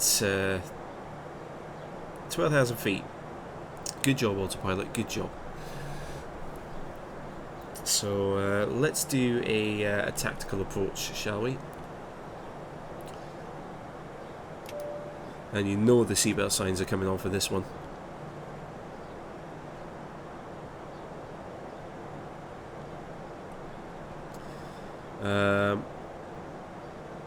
Snay, yeah man, come on down. I'm gonna stream and drink and eat. Fingers crossed the bike is gonna take us everywhere. Hopefully. Yeah, we have to go to all of our favourite places.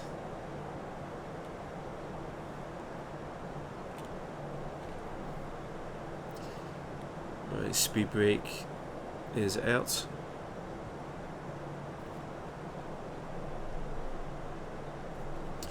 Right, I guess.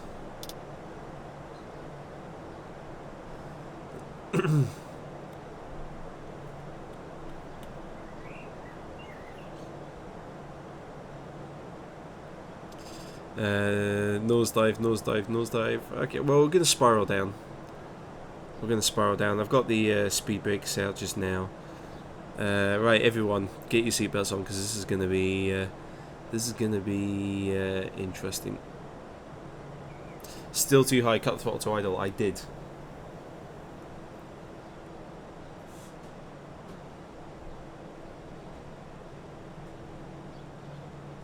Got the speed brakes out there. More drag. I've got the speed brakes out. I cannot induce any more drag.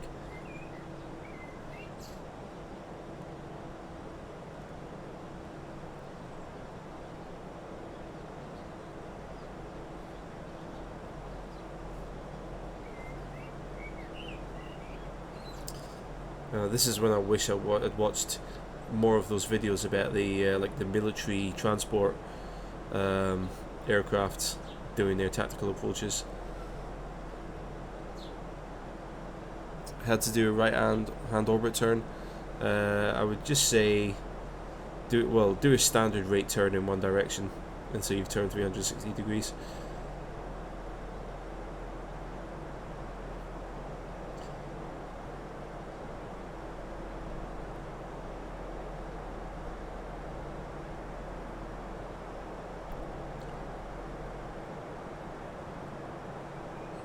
Maybe I could have put some flaps out as well to induce a bit more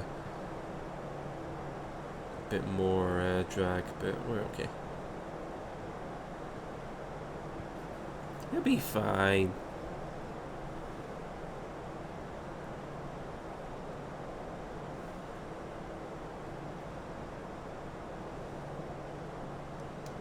So, it goes without saying, of course, I am flying this fully manually now as well.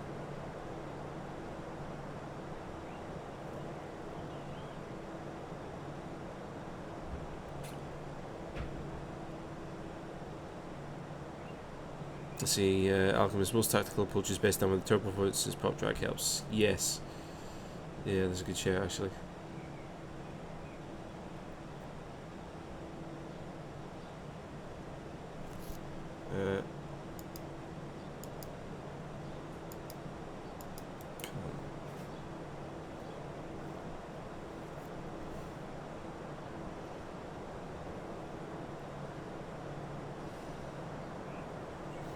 There, that's much better.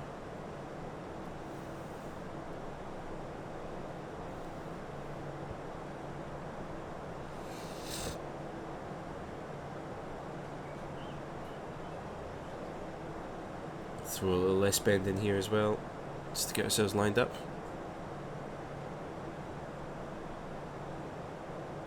$2,500.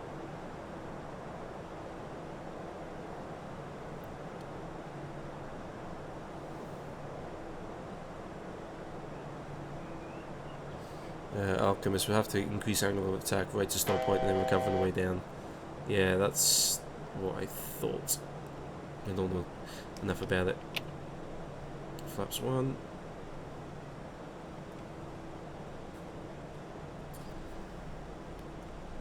Still got the flaps out there. Or maybe auto braking would help as well.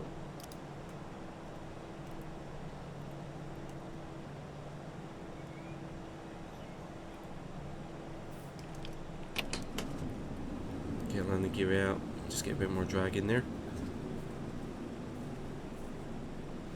Let's see, TRP. So why did the autopilot let us down? Was it from Tesco's? No, I think it was from Lidl's.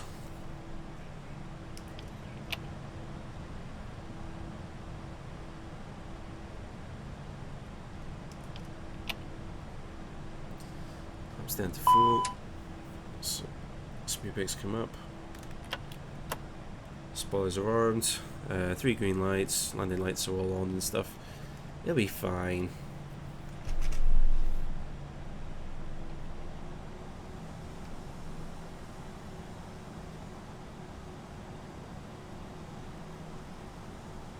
Oh yeah, I have flown here before. Yeah, I recognise this airport. 1,000. Thankfully the weather's good, so we could do a visual approach.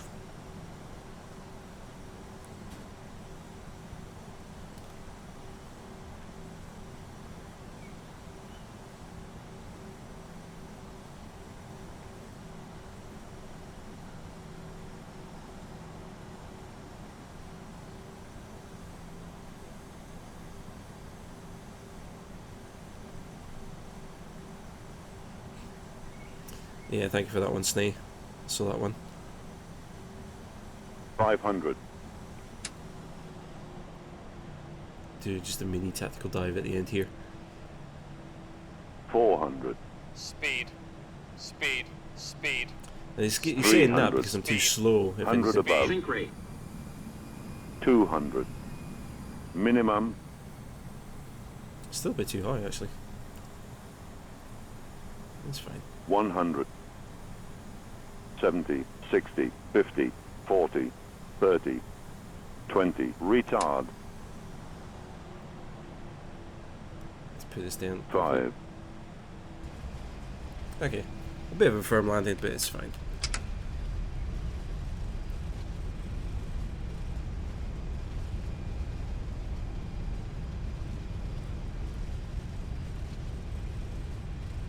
It's alright. I just gave up after that one because I don't know why the plane brought us onto final at 12,000 feet.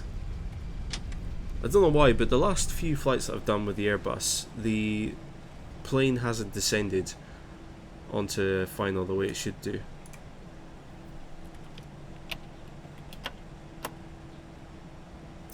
Don't get that, but never mind.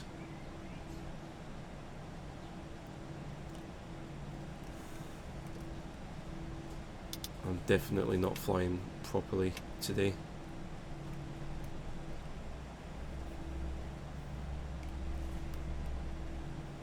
Let's have a look here. Paul Martin landed on all wheels at once. Yeah, I'm distributing the load evenly amongst all 3 sets of wheels. Now we have to make our way all the way up to the terminal there.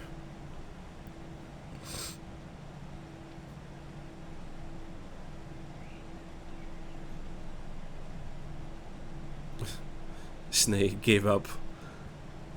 Landed like a pro and said they gave up. Yeah, but I wasn't on the glide slope. I didn't have the 2 red and 2 white lights. Wasn't on the center line.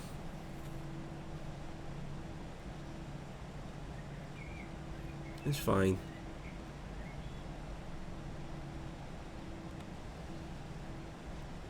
Look, look, the tire, the brake temperatures are all okay. It's all fine. It's all fine. Right.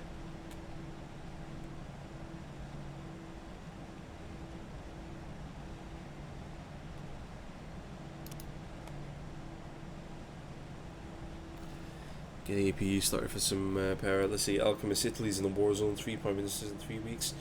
I've heard there's a lot of stuff going on, but I don't know the details about it.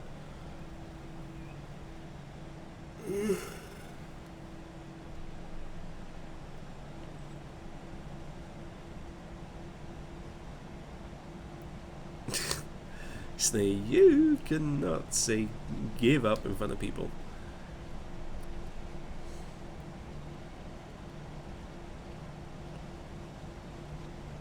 Well, in my defense, the autopilot screwed me over there.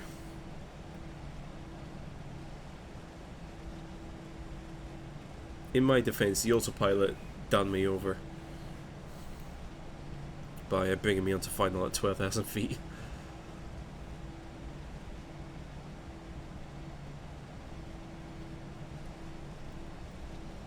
Anyway, slow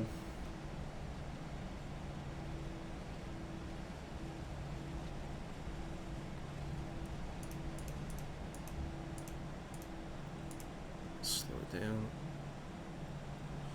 I don't know where to park. I don't know if I should park up at the terminal or if I should just kind of go into an open space.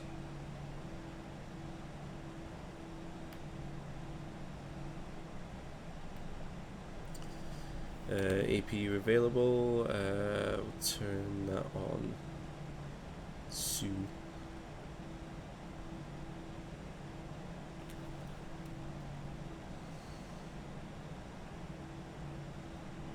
Let's see, TIP 12,000 feet final. What happened there? As I said, I really don't know. I really don't know.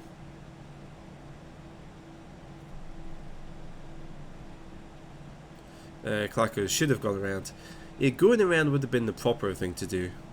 But TIP is a bad influence on me, so I had to land it.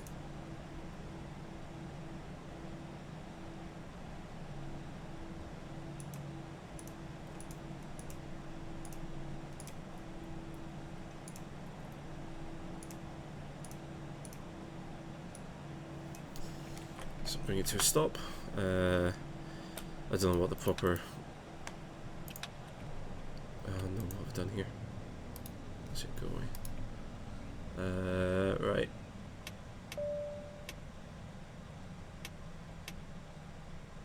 Turn all that sort of stuff off. Maybe Bleeder can come on. Yeah, I'll be alright for now, I think. Maybe.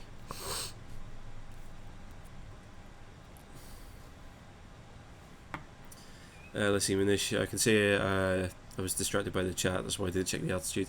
Well, I shouldn't need to check the altitude. The plane should just take care of it for me.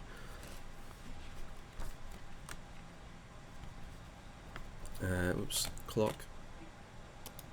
Stop that as well. It's 1 hour 13 minutes, so yeah, that wasn't too bad. That was just about on time, time-wise. Gosh, I still feel like I'm really sleepy and I'm just not with it today. Turn transponder off.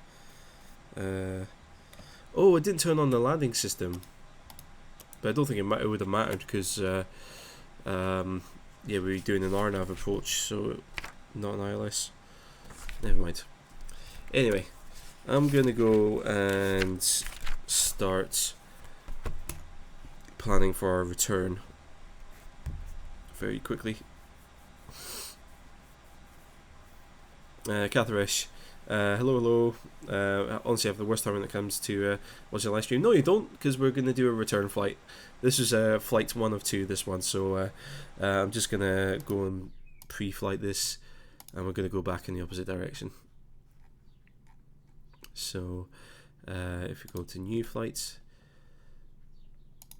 that was EZY 4298. 4928 from LIML to FPO. We're going to depart 20 past. Let's have a look here.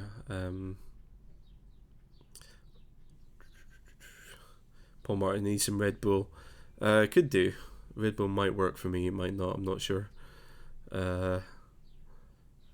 Let's see here, that all looks okay.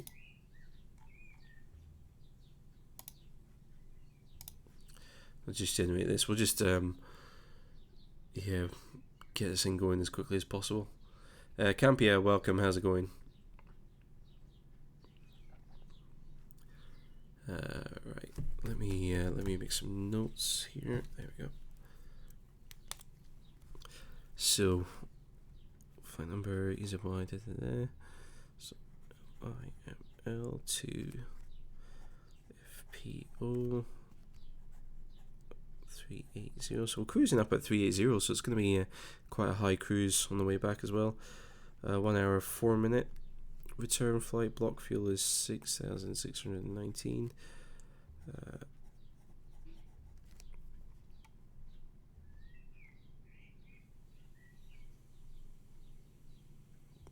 Okay, let's see. Cost index of 6. Reserves fuel of 1.1. Let's see. There's my route there. Cool. Let's 145 passengers. There we go. I knew there was one more thing I needed to do there. Right, I'll start getting all that in a moment. Let's have a look here. Manish, thanks for have a good night, Captain. No, it's Manish. Thank you very much for coming along here. Let's see, Storm. Anyone do anything nice this weekend? Well, tonight it's my friend's wife's birthday celebration, so I'm heading out tonight to just go out and have a few drinks with a few friends and bits and pieces there. So should be good fun. Hopefully, fingers crossed. Hopefully, no one takes the mick out of me for being sunburned or anything. But yeah, that's what I'll be up to tonight. What's everyone else doing?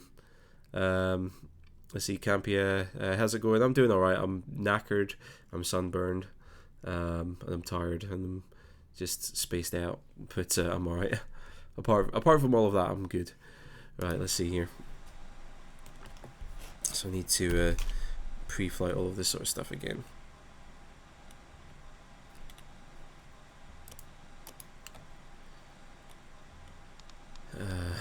Right.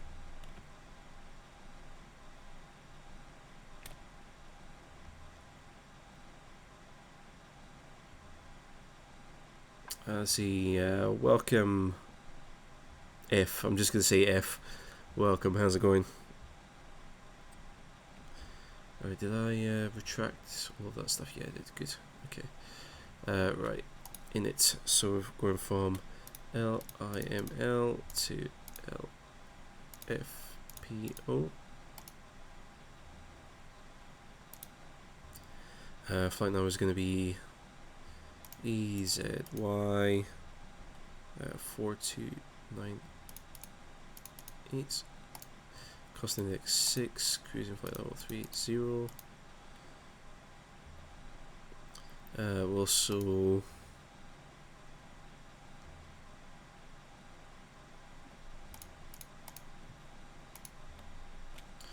load in the fuel and passengers. Do that there.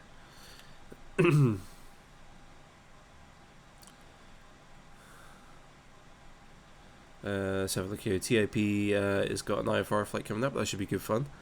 Let's see. Campia got a flying lesson booked for Thursday. Nice. Congrats. You wait. Puja is back. Welcome back. Waiting from data from Solar Dynamics Lab as well. Nice.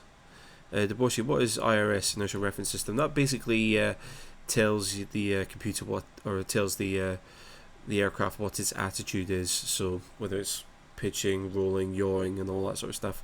I believe that some GPS systems are also part of the inertial reference as well.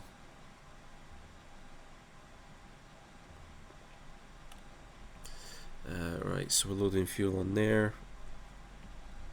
If we come back to this, I need to put the route in. So departing off runway 18.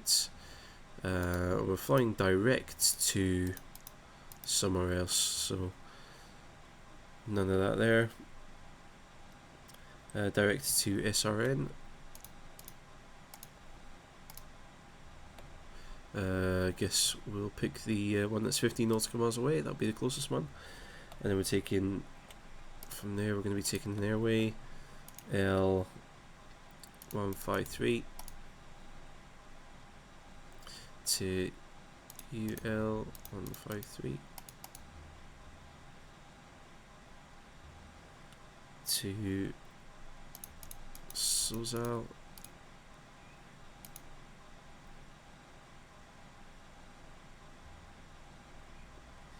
Okay, we don't have the airway there, so let's see.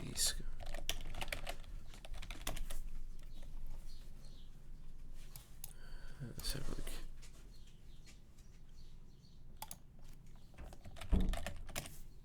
So I just have to try and figure out an alternative thing here. Vadim, maybe.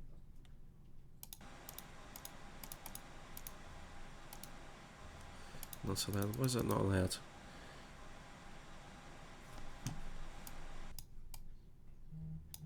Let's see.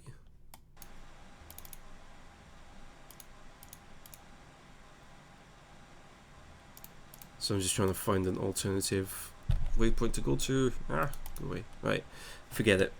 Right,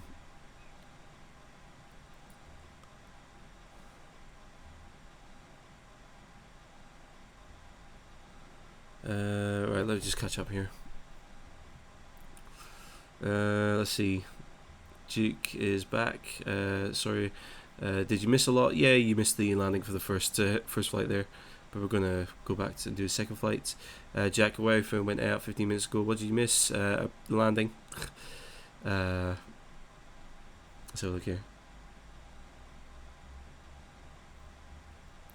George, whenever you're on the ground in Aerosoft, normally when approaching a runway or parking at a stand, the plane will suddenly speed up to high speeds. Anyone that's experienced it? No, I haven't. No.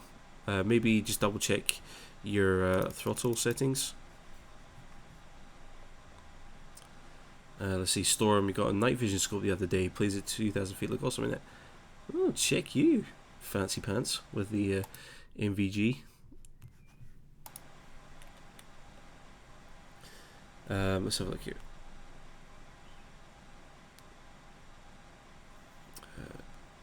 Sorry, I just saw something come through on my phone.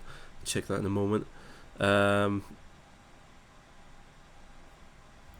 okay, so SRN. So we'll go to. I'm just going to fly direct to different waypoints because I was having trouble with the putting the actual flight routes in there.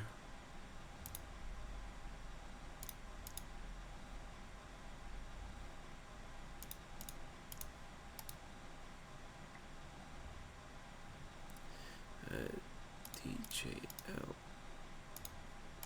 And what I'm actually going to do is I'm actually going to just do the whole arrival right now, just to make it easier for myself. ILS24, taking DJL 7E, yeah, it might be that one, via, let's have a look at the chart very quickly.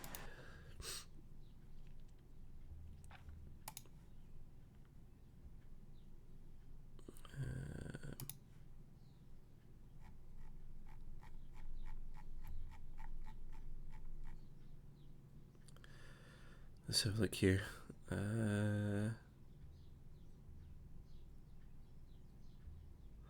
Let's see, George. It's not like that. It's almost like built up lag with the plane hasn't responded to your pitch before, so it descends to make up for it. I'm not sure then.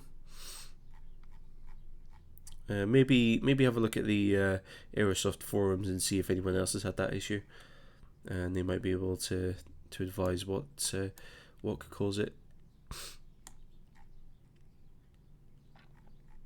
So I'm just looking at charts on my second monitor here, trying to figure out which one I need.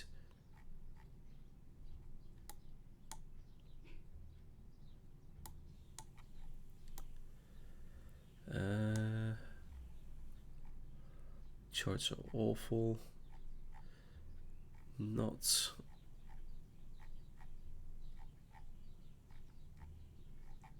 making any sense whatsoever.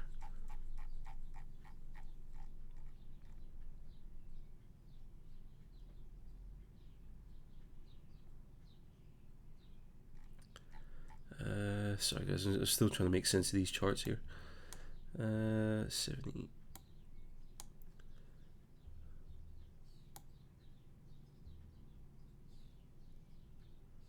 Huh? These charts, these ones are awful. Can't make sense of these at all. No, I don't want departures, I want arrivals. I was looking at arrivals before, don't worry. Jeez, right. I'm too tired to be doing this, I just want to get going again. Sid. Where's the actual ILS?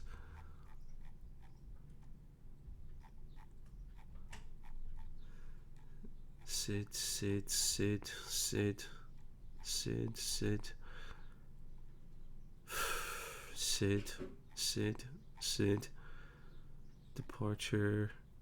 Departure.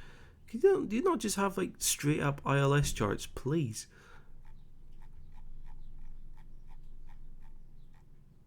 ILS approach, jeez, finally.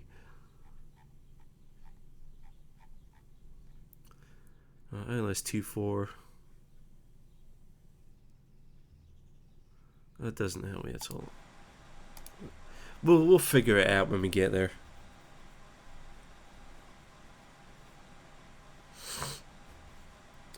Well, we'll figure it out when we get there. I'm too tired to be arsed right now. Right, in it too. Block fuel was going to be 6.6, I believe. Hold down, yeah.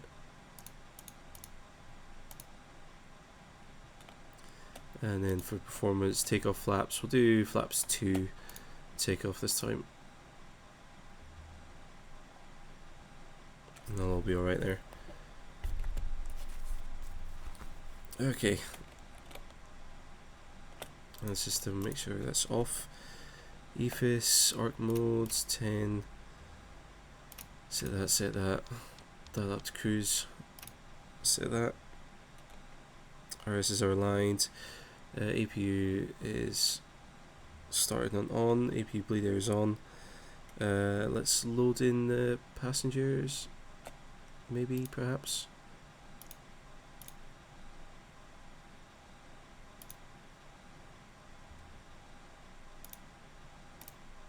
Cool, we'll do that.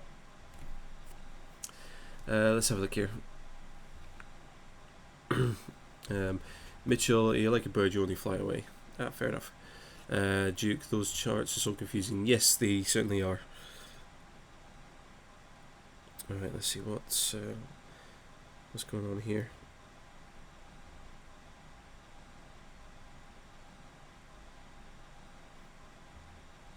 Okay. That's my mates laughing about, joking about tonight. Because yeah, there's this birthday party for my mate's wife tonight, and then next weekend it's one of my mate's birthdays as well. So just get planning some stuff for that as well. Yeah, he's just ridiculous.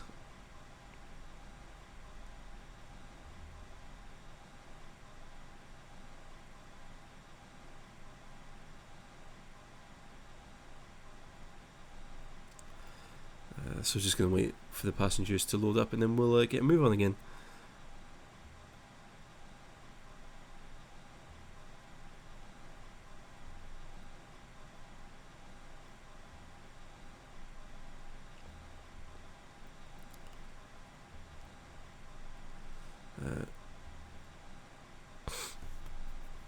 Start boarding. I clicked on start boarding, didn't I?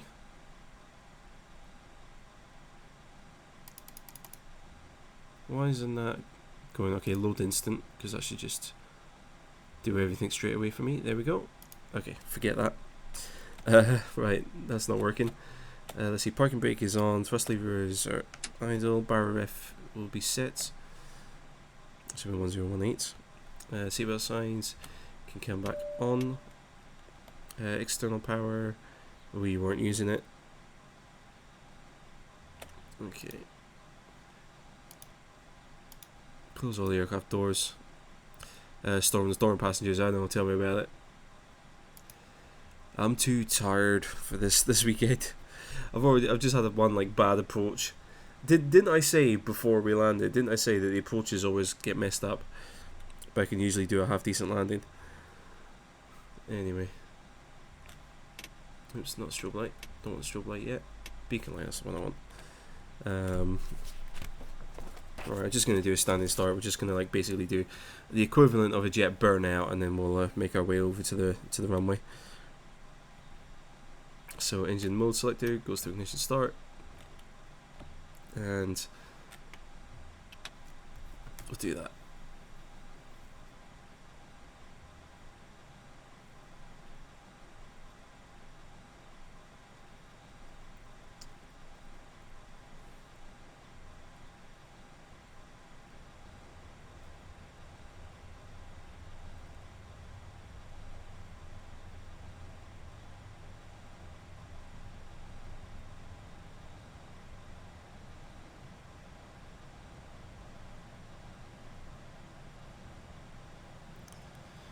Let's have a look here. Simon, how long is the stream already going for? About 2 hours 20 minutes. We've already been going, but we're just about to do a return flight here. So the return flight should just be just over an hour. So yeah, we should be alright. Streams usually run for about 4 hours total.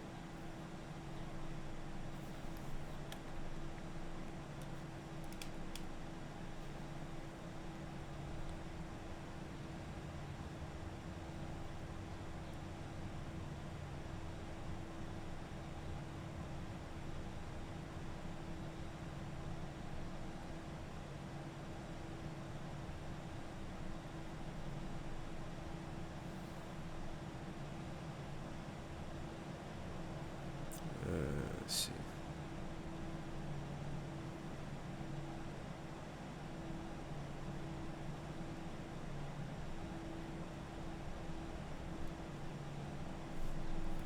Right, okay, so let's see, engine started. Alright, so engine mode selector comes back to normal. APU bleed air goes off, APU itself goes off. Speed brake can be armed. Flap set for takeoff. So it's down to position 2. Pitch trim is set. Flight controls will go. Oops. Go back. Go forward. Full left. Full right. Rudder left. Rudder right. There we go. That's all good there. Ecam door page, check that. Yep, we're all good there.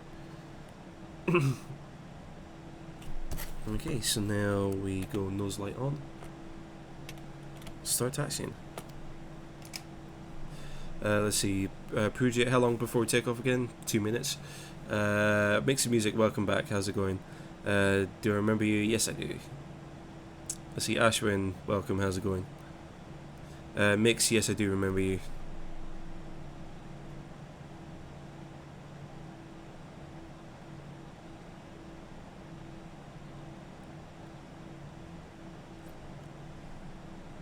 So head out this way. We'll obviously dodge the sign on the ground there.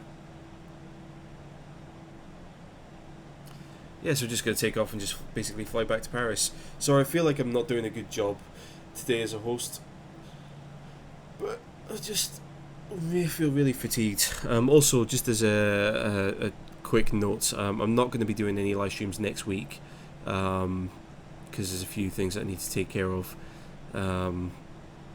So yeah, I'm going to sort of take next week off, so to speak, and I won't be doing any live streams next week.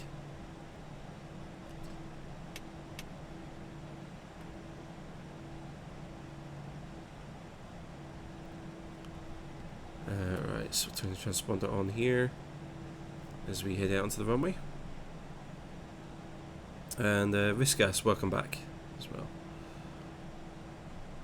Let's see here.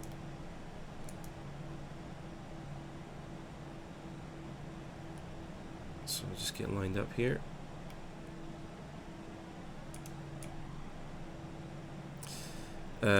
Puget, can I make a quick tutorial on using a joystick? No, it's pretty self-explanatory. Don't see the need to make one. Right.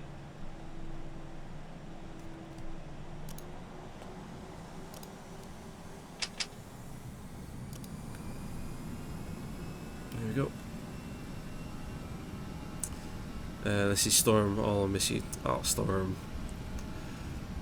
It's just 1 week. Well, then again, I might try live streaming over on Twitch if I feel up to it. I don't know, maybe it's just today, like I feel, although I just don't feel up to, you know, if I'm going to be brutally honest with you guys and girls out there, I just don't feel up to streaming today. I really don't, I'm not feeling it today.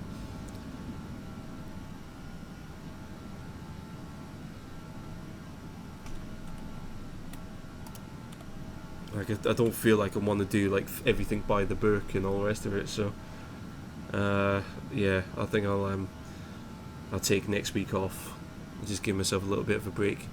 And obviously take care of this. Yeah, as I said, like there are some other things I want to take care of. Like I want to get those 737 videos finished and just get them out of the way, because yeah, I'm just fed up with the 737 now. Again, honestly, as I said earlier on in the stream, I've been doing I've been trying to learn the 737 and preparing to do videos for it for over a year now. So I've just fed up with it. I just want to get it over and done with, and never ever do a tutorial on the 737 again. Anyway.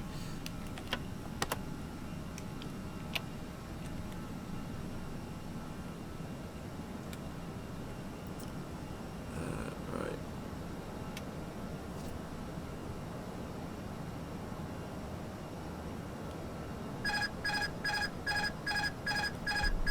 Why? Why would you do that, autopilot? Why would the autopilot just automatically disconnect?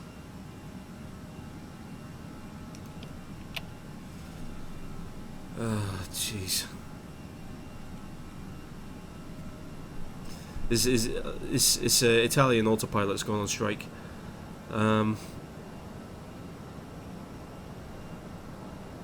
What was all that about?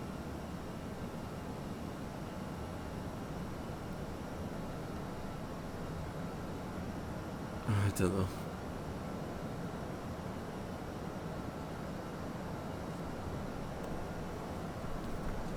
Let's have a look here. Storm. TIP does streams on Twitch under the under the name Stigron, STYGGRON. I don't mind giving TIP a shout out there. Oh, also, UMP Snay is also starting to do some streams as well. I think over on Twitch as well. So, yeah, keep an eye out for my two mods. They're both doing live streams over on Twitch there. Yeah, TIP does Twitch streams under the name Stigron, STYGGRON, and Snay is the same as is here, UMP Snay on Twitch.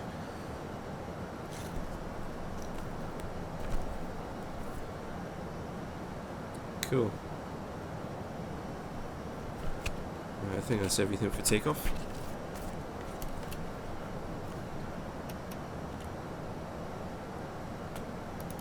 Let's get rid of that. See what sounds can come off there. And yeah. Just let the plane continue and go on its merry way. Let's have a look here. TIP, odds about the autopilot. Yeah, it's it just decided to turn itself off for some reason. FlyX, welcome, how's it going? Good to see you there.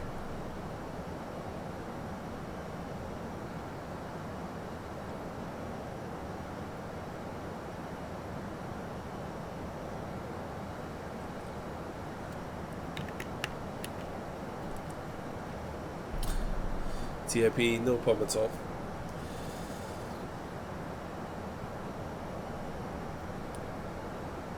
Yeah, TIP does a mix of flight simulation and also like retro games, so playing games from sort of the Commodore 64 and Atari something era, so like proper retro games. So yeah, go and check him out.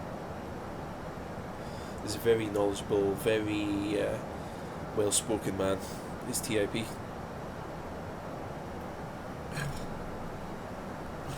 Still feel like my neck is on fire as well.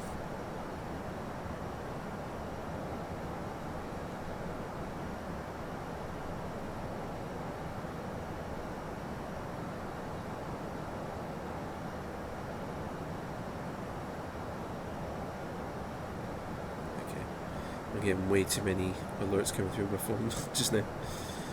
It's just all this like chat between my mates, sorting out things for these birthday parties.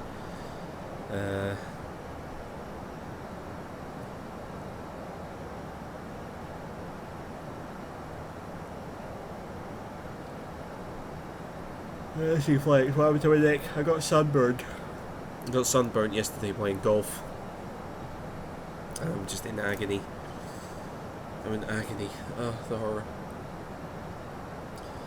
I wish I had like a nurse who could just come and like just massage like aloe vera into my neck or something. Or what's that stuff they call like after sun? Just like yeah, like my face, like my neck, especially the back of my neck, is just on fire. And funnily enough, yeah, where I'm starting to go bald as well, and my hairline, it's all like really tender up here as well. Maybe I should just like shave my hair off, just be done with it.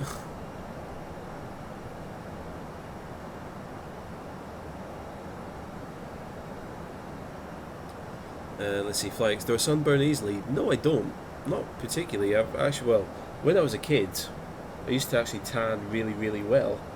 But yesterday, yeah, me and one of my mates were out playing golf for about 5 hours, and yeah, we just didn't expect it to be as hot or sunny as it was.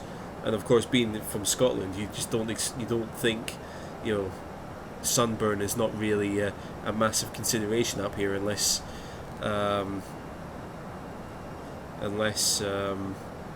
yeah, you're going to like Spain or somewhere that is actually sunny and is actually hot.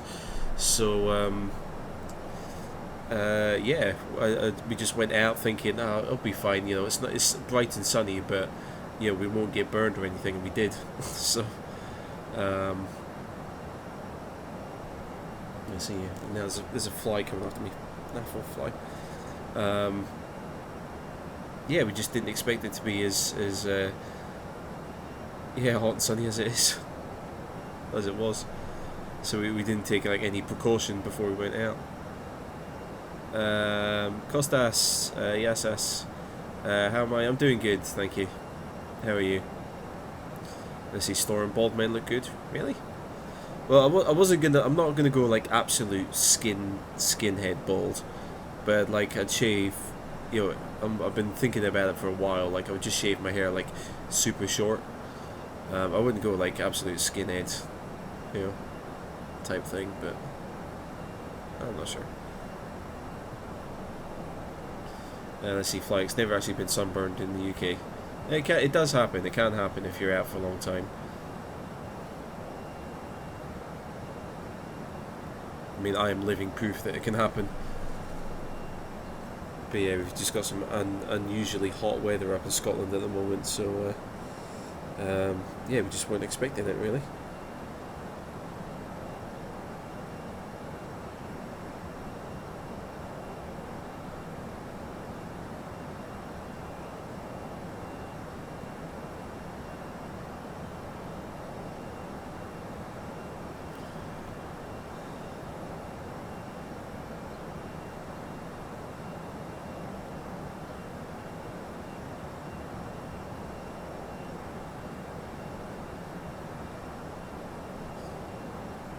Let's have a look here.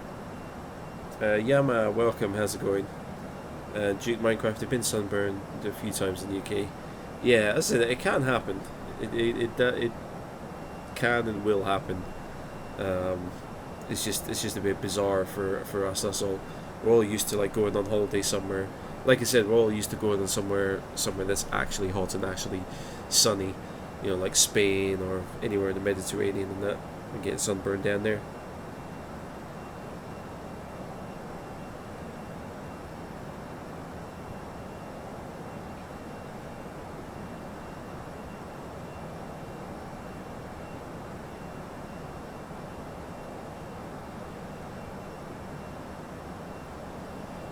Let's have a look here.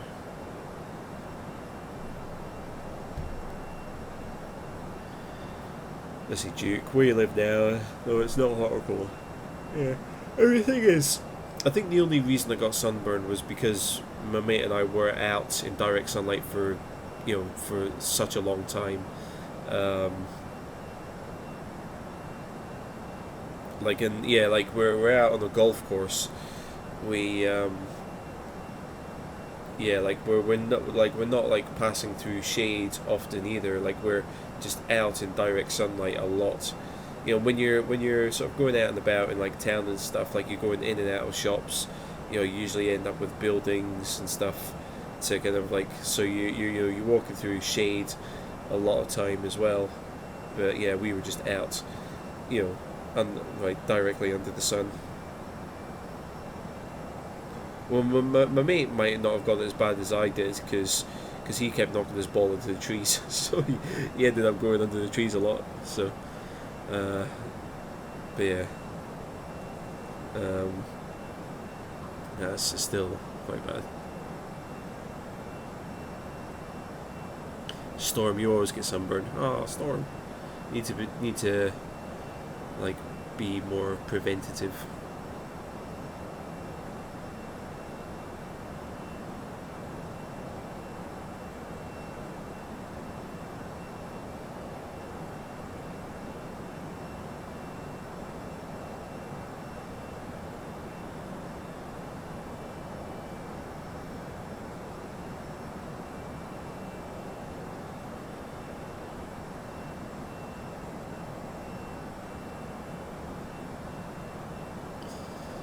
Let's have a look here. Sorry, trying to catch up.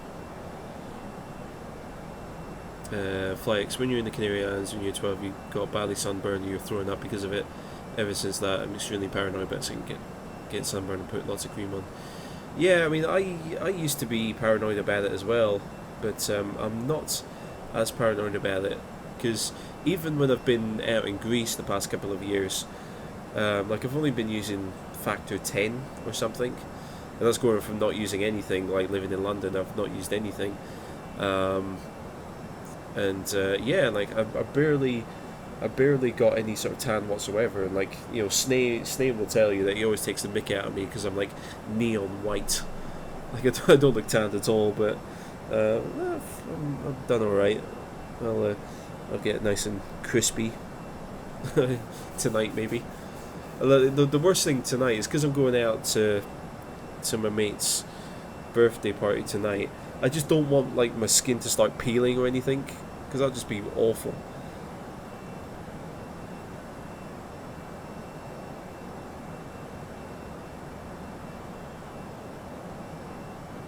But no, I mean, like I don't use high factor even when I'm like out in Greece or anything. Like, and like I don't use a high factor deliberately so I can try and get some sort of a tan in the short time that I'm out there, but it doesn't tend to happen. Let's see, Flyx came back from Tunisia the same colours when you left. Let's see, TIP keeps away from the sun, prefer the dark and fog. Let's see, Duke, nearly 6 hours, that's a quarter of a whole day, so it's obviously kind of obvious the sun could have burnt you. Yeah, as I said, I mean, you don't expect it from Scotland. Like, we often get like nice sunny days and like bright blue skies, but it's still usually fairly cold. Like normally you sort of, yeah, we get like, yeah, hang on, what am I trying to say? Like, it's bright and sunny, like it looks like an absolutely gorgeous day, but it's usually still like kind of cold. Like, it's only like, you know, 12 to 17 degrees Celsius. But yeah, yesterday it was about 24, 25. So yeah, it was a lot hotter than we normally would get.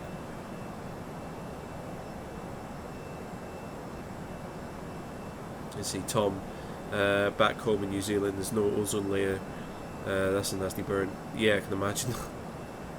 Let's see, Riskas, do I have any peanuts today? I'm starving for on-board catering.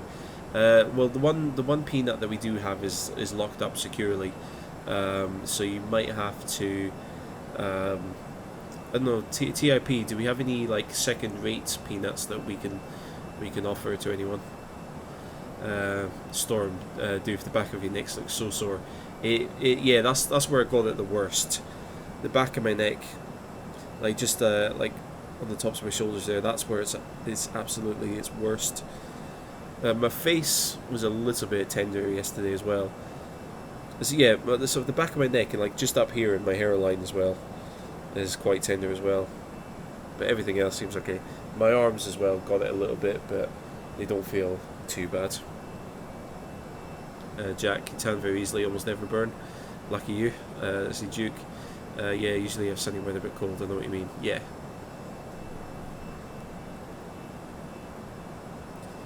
Yeah, it's a bit weird. Scotland's a bit weird.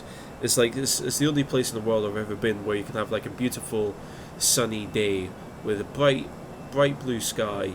There's only like a couple of clouds around, and yet you still catch a little rain shower, even though it's like bright, sunny, beautiful day, and you can still catch a little bit of a rain shower.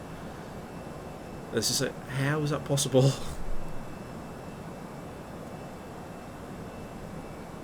Let's see, Tom, you need one of those awesome hats with the flap at the back.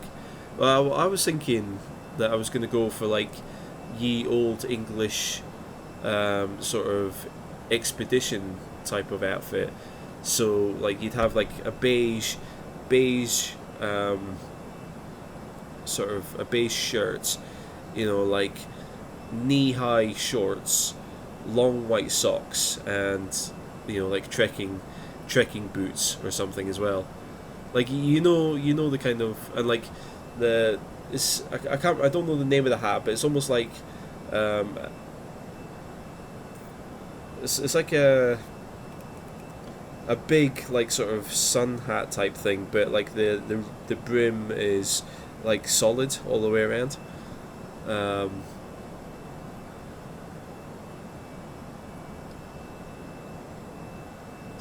Yeah, I don't know the name of the hat, but you know that like that classic English explorer look, where it's all like a beige outfit with like knee-high socks and trekking boots and stuff. I was thinking I'll go dressed like that. That should protect me. Riskas, if you don't give it to me, I'll use the fire axe. Just kidding. Well, Riskas, we'll throw you out if you do. We will throw you out. We do have procedures for throwing people out of the plane nowadays. Let's see. TAP, Dr. Livingstone, I presume. I don't know. It was a character from Poirot that Snay. Snay showed me an episode of Poirot one day, and it was a character. I can't remember the character's name, where he was dressed like that. I might have to find it. Who's Poirot's sidekick? I can't remember.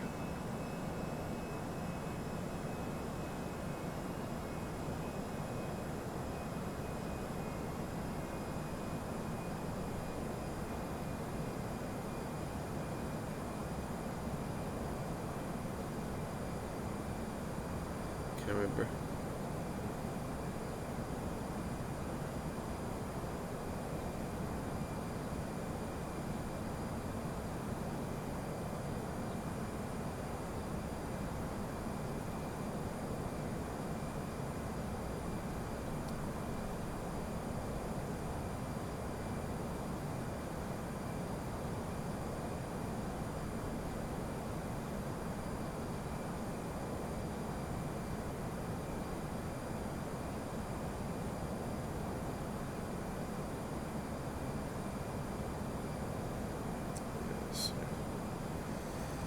More plans for tonight, jeez. Snake, Captain Hastings, that was the one. Captain Hastings, not Captain Hastings. Captain Hastings is from Payday 2, mate. Let's see, Jack. Looking back at your old videos you used to make 2 years ago, there's one, it's a room tour on the holiday, it's so dark it's unreal. Yeah. I mean, yeah, the thing is, like, that's actually something I want to get into is photography, but I need to learn, all about, like, yeah, like all the different kind of bits of photography, like ISO and like aperture and shutter speed and all that sort of stuff. Because because if you just let cameras autofocus, then yeah, sometimes you do get unbalanced lighting, like if you're doing videos and that. let's see, Riskus, you have parachute just in case of one of those procedures being put into use. Well, we will compromise the parachute.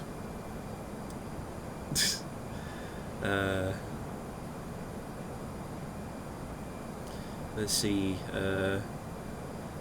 Snay, the episode's name was Murder in Mesopotamia.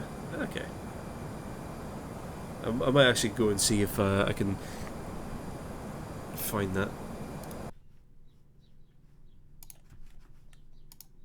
Let's see.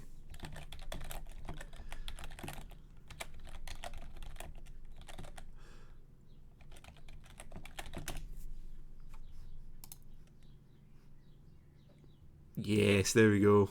Where is it? Where is it? I need to get one of the picture with his legs as well.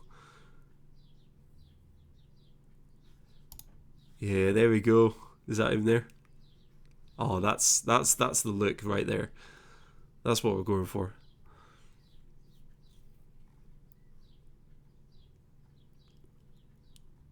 Yeah, that's the kind of look I want, with the high socks and everything. Perfect. There we go. Let's have a look here. Photography is great. Photography easy peasy. Never use auto anything. Keep it on manual. Sampath needs help. What do you need help with? Let's see. Storm, love macro photography. Got some great close-up spiders. Spiders. I don't spiders. I'm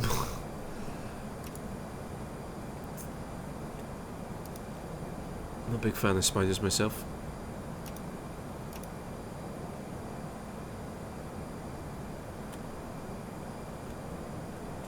So look here. Just want to make sure this approach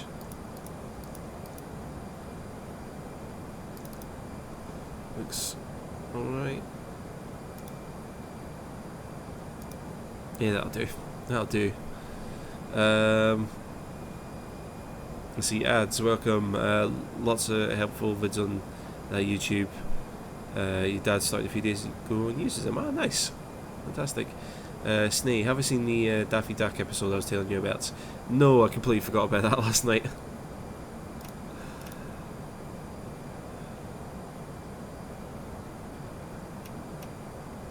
No, I was absolutely shattered last night. I completely forgot about it. Let's see. Riskas, parachute is expensive. You'll request a full refund plus my parachute back. If not, I will sue different airlines for stealing. Well, unfortunately, Riskas, did you read the terms and conditions before you bought your ticket on different airlines? It says it in the terms and conditions that any parachute technology is only to be used by flight crew and not passengers. Anyone who's found to contravene that bylaw of different airlines will actually, different airlines has the right to prosecute you for bringing a parachute on board the aircraft. So I will have to speak to TIP. We'll get TIP's legal team on the case, and we'll have to just sort this out, I'm afraid. Let's have a look here. Let's see, Sampath. What is a STAR? They said a STAR is a standard terminal arrival route. Basically, it's a procedure for approaching an airport, and a SID is a standard instrument departure, and it's a procedure for departing an airport, basically.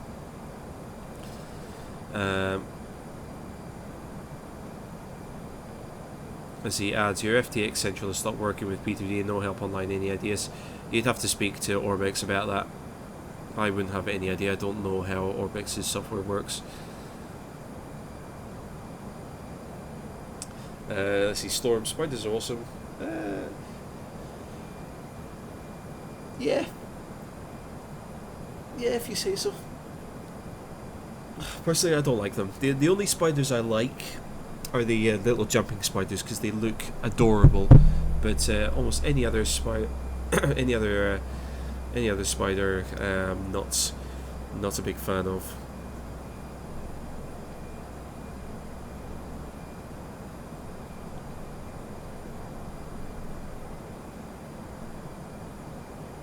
Let's see, Riskas. I'm so good at arguing. I mean, I'm not good at arguing. You know, like Do Fair is a subsidiary of Stigron Airways, run by TIP, the incompetent pilot there, and yeah, his legal team are very watertight. We are We are rated as being the world's worst airline. We even beat Ryanair to the title of the world's worst airlines.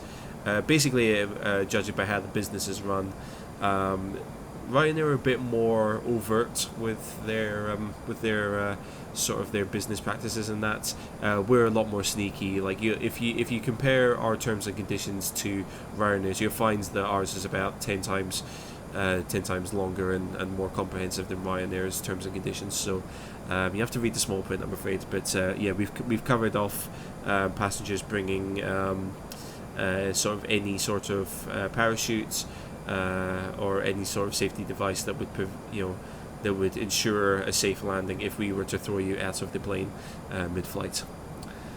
So no parachutes, no wingsuits, no jetpacks and things like that. Let's have a look here. Ads. Do I use yours with both P3D and Fsx, or do I just use it with P3D? I only use my Orbit scenery with P3D. Sampath. Am I a real pilot? No, I'm not. I'm just a flight sim enthusiast. Mr. Flyer, what is this? This is flight simulation. This is flight simulation. We're flying a virtual aircraft. Let's see, Duke, Minecraft. I find it weird how pet tarantulas people have pet tarantulas, not for you. I don't know. I mean, I'm sure there's worse animals that people have. Like, people keep, like, scorpions and things like that. All sorts of weird stuff.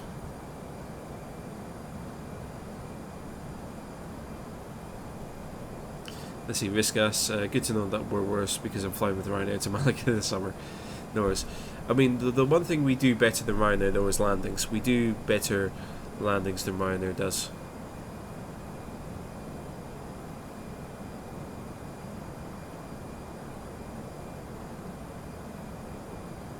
So actually, I'm just thinking. I wonder if my my live stream is popping up.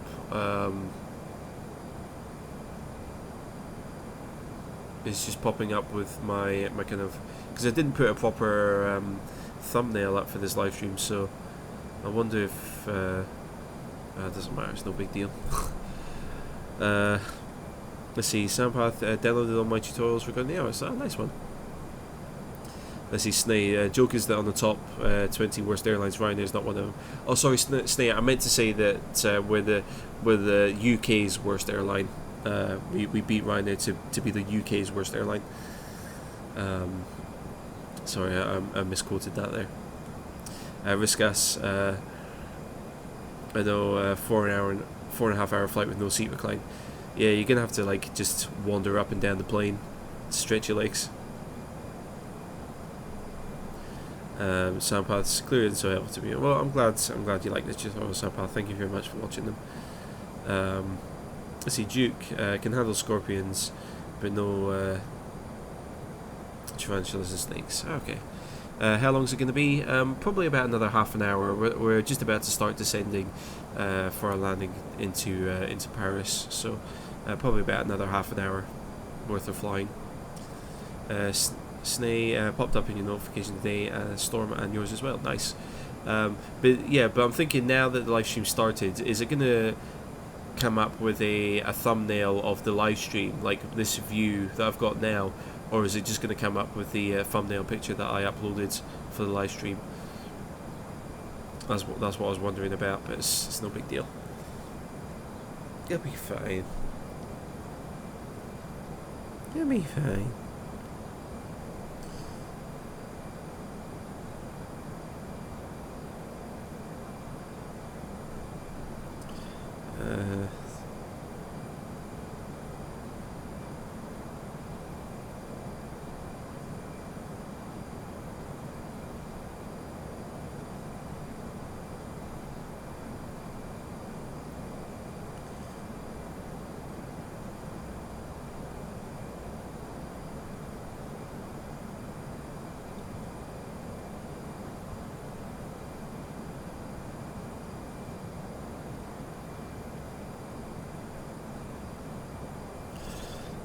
Let's have a look here.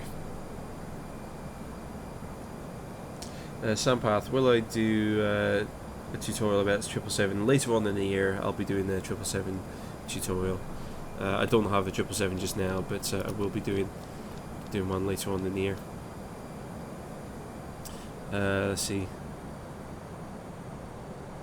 Let's see, Ryanair is number 3 and British Airways is number 6. Yikes.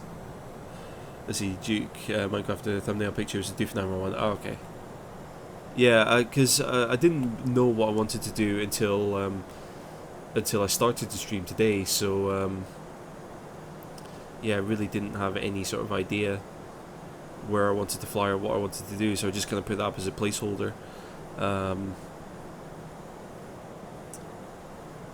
Yeah, so that's why there's no like title, there's no description, there's no like indication of other than the type of aircraft I'm flying. There's no indication of where I'm flying or what I'm going to be doing with it.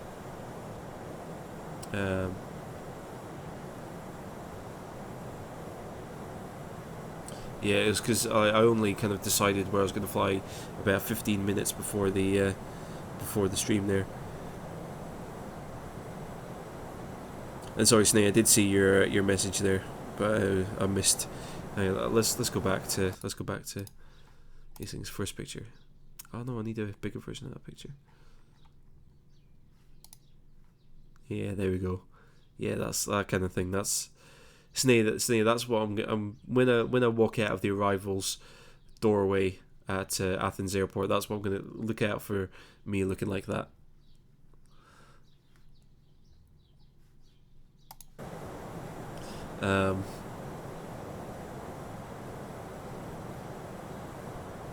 Let's see. Let's see, Storm. Considering your pain and exhaustion, I think you did a great job. Thank you, Storm. So I just have this stretch. Thank you, Storm.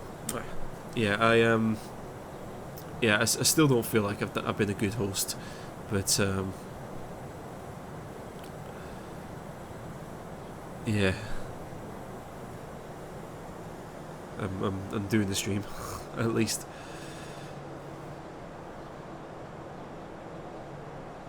Let's see, Mr. Fly, I can't even do a flight perfectly.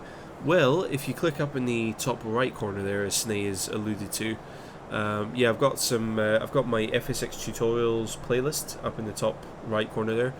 If you click on that, those videos will take you from the absolute basics of flying and aviation and understanding what the instruments are, how to read them, and things like that. And then I'll take you through like learning how to navigate using the instruments and things like that. So that takes a really sort of basic look at flying and kind of builds up from the ground up, you know, sort of how to learn to fly basically. Foxy, hey, where are we going? We're just flying from Milan back to Paris there. Snay, if I arrive like that, I'm gonna get knocked out. Why? What's wrong? What's wrong with that? Is it because it's dark socks? Is it because he's got the dark socks on? I know the white socks would probably work better there, right? Yeah, yeah, I'm sure if he had the white socks, it would go much better with his shirt, right? And that would make more sense because, you know, blue and white, Scotland and Greece. You think of the flags, blue and white. So yeah, this guy's got it wrong. He's obviously English. He's got it wrong. So we need we need some white socks there, because white, of course, would reflect the heat. So the heat would bounce off the ground into my legs, and I don't want the heat bashing my legs. So I need white socks to reflect the heat away from my legs. We got it sorted. I got you. We'll be all right.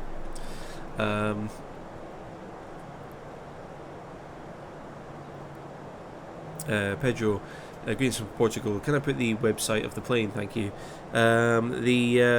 The website is called Aerosoft. This is the Aerosoft Airbus A320. Aerosoft are an add-on developer for FSX. So this aircraft you don't get in the game by default. This is an add-on aircraft that I've bought from Aerosoft.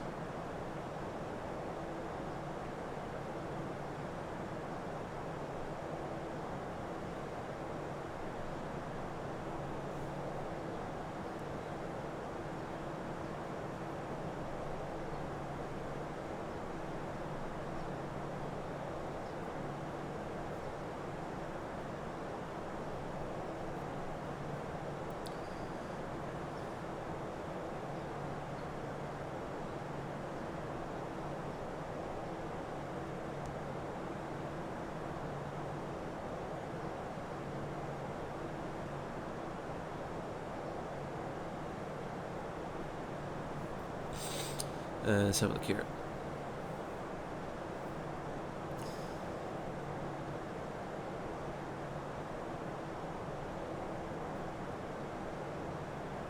Let's have a look here. Mr. Fly, which airline is it playing? The airline is EasyJet, but it's just basically just a paint job on the outside of the plane.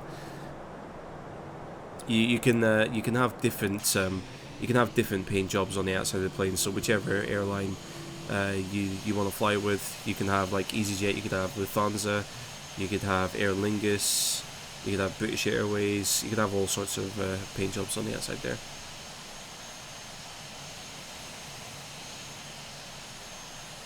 Let's see, Snay. I came there, protected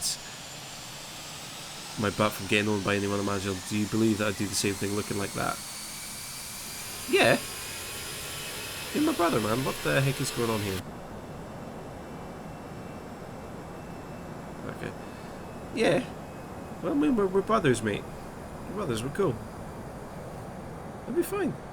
And plus as well, like having the high socks as well would be really good for being on the bike, because in case there's any like gravel that gets kicked up from the road, you know, I don't want that like bashing into my bare shins, you know, so I need the socks there to protect my shins from gravel on the road and this stuff. First officer, welcome, how's it going? Sorry, let me just catch up on comments there. Duke, how much are the prices there? I think it was about €30 for the aircraft. Let's see, first officer, have issues with the Aerosoft. You can't bring your throttle to climb. When I had it in Toga, it just won't move. First officer, the best thing to do would be to contact Aerosoft's tech support for any issues there. They'll be able to look into it for you. Snake, oh hell no. What? Why not?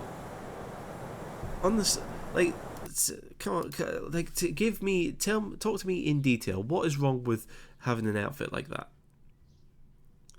What is wrong with that outfit? Apart from the socks being dark, which they should be white. What is wrong with that outfit?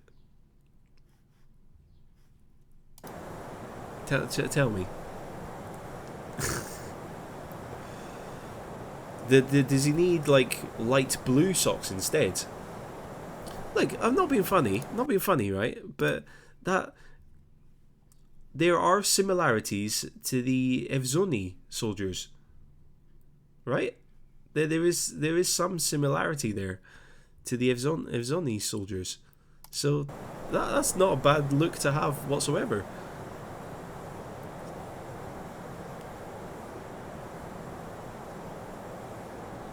It's either that or I come. The entire outfit is just plainly wrong, even for hipster. Well, it's either I come to Greece looking like that, or I come to Greece wearing a kilt, and the whole like shebang with a kilt, and the little pouch on the front. And I wouldn't wear like a smart jacket. Like we've got this like very loose kind of like shirt type thing that we can wear. So it's either I come dressed like that or I come dressed wearing a kilt and stuff. Again, with like knee-high white socks and fancy shoes. Storm's having a good time there.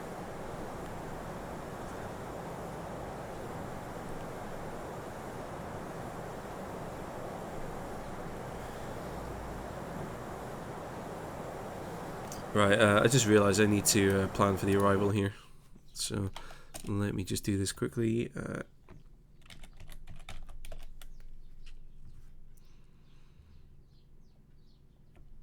Very well, let's see, that's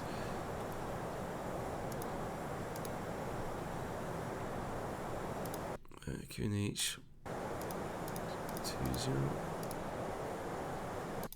10 + 32. The thing is, I can't put variable winds in.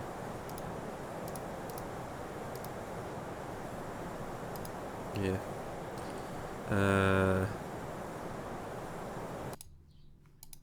Let's see. Minimums are going to be 810 roughly.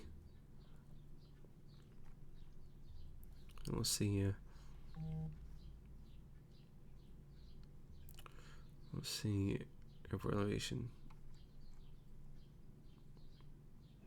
Yeah, I'll do about 500 on the minimums. be safe enough. Let's see, do we have the transition altitude there as well? 5,000, excellent.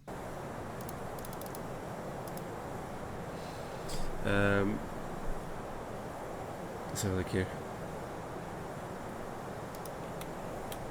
Oops.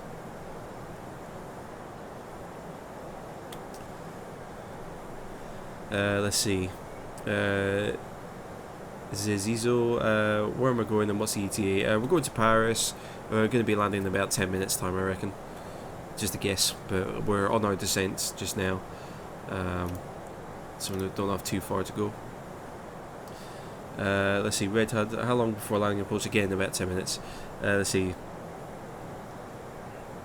Snay. The Evzoni soldiers wear the traditional outfit since the 1820s, and they were wearing it to be loose, climbing mountains to fight.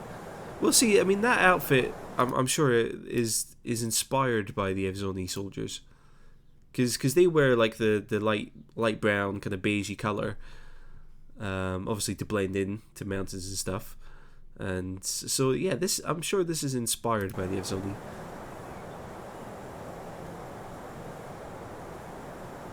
Riskas, kilts are nice, but bunads are better, and Biosaur live in Norway. But the thing is, with kilts, we get to carry, we legally get to carry around a knife as well, which is a good thing.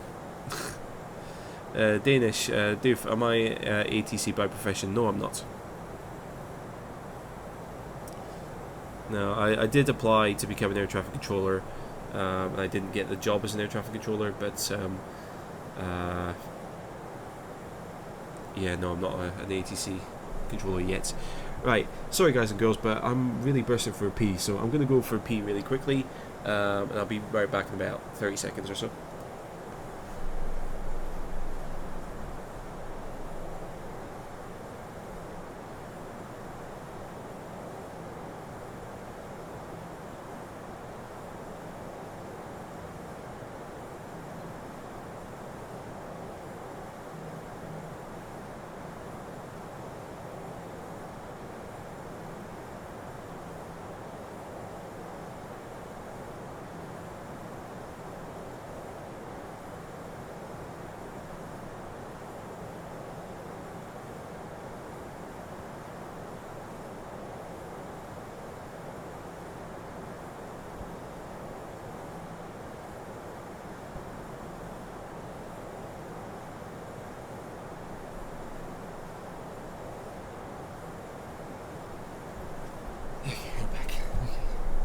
That was a bit longer than 30 seconds, I know. Let's see here. Snay, oh hell no, I'm close enough to sacrilege. Okay, I'm sorry.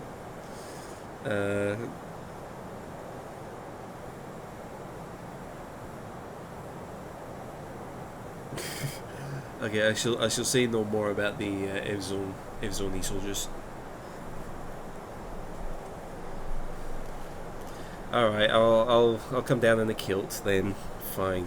I won't go for my English explorer outfit. I'll have to wear a kilt instead.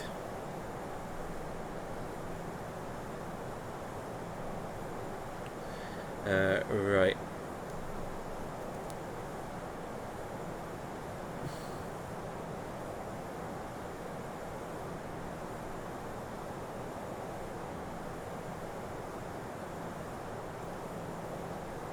Hang on.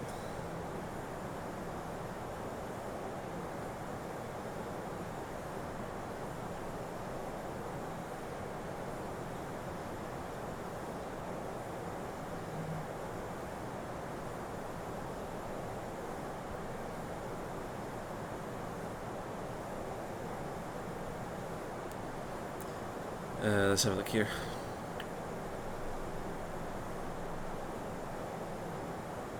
Let's see, Snay, kilts would be acceptable, it is honourable. The thing is, I don't have my own kilt, that's a problem. Like to get my own kilts made, it could probably cost me about, like, quite a lot. Only like a few £100.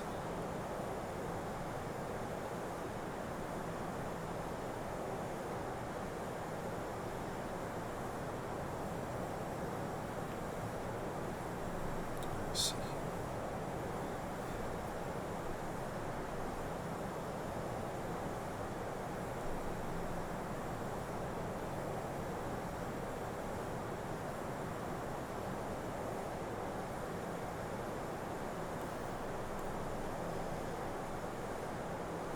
Let's have a look here. Storm and TIP here talking about gravy.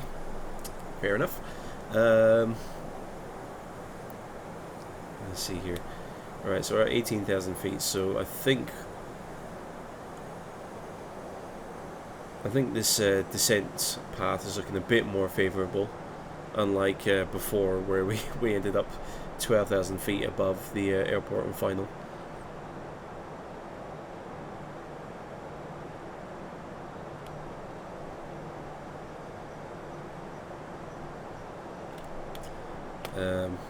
Now, I don't think I'm going to come to Greece in a kilt, unless I get that job at the airport and can afford to buy one.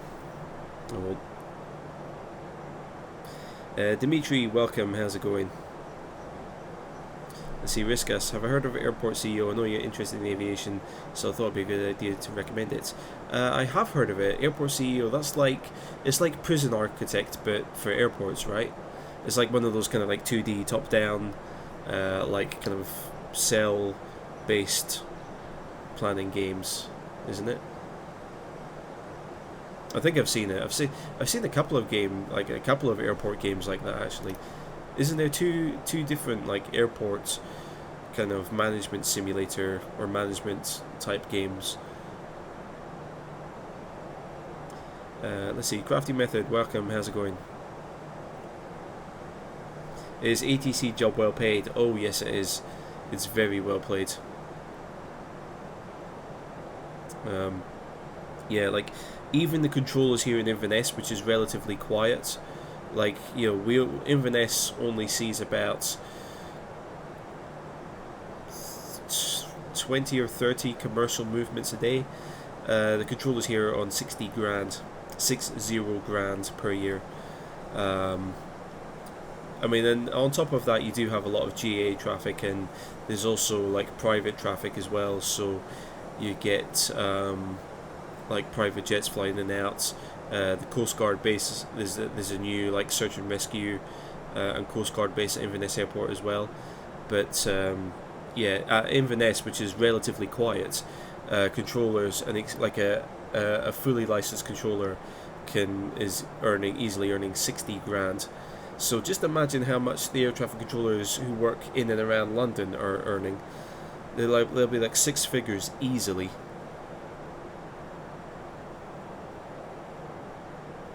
Let's see, Snay. To create the Evzoni Army Squad outfit takes 80 days to complete and costs 50,000 euros. Still interested?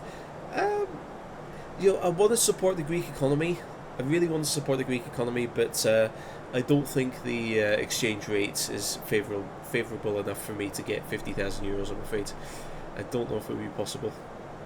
And even then, why would I wear one?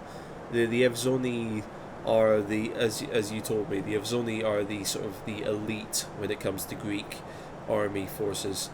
Well, I have absolutely no right to wear their outfit whatsoever.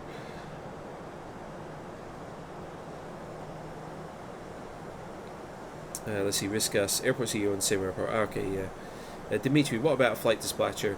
Flight dispatcher is not as glamorous as it sounds. You're basically a baggage handler with bonus responsibilities. Flight dispatcher, I don't think is all that interesting. And I say that because I used to work as a baggage handler, and I worked very closely with a few dispatchers. Although the good thing about being a dispatcher is that you get to stand inside the plane when it's raining outside. Let's see, TRP 60 grand's the figure you get in your dreams only. Yeah.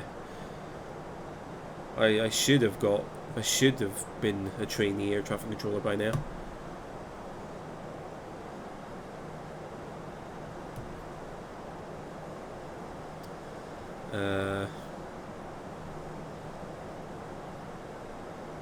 Let's see.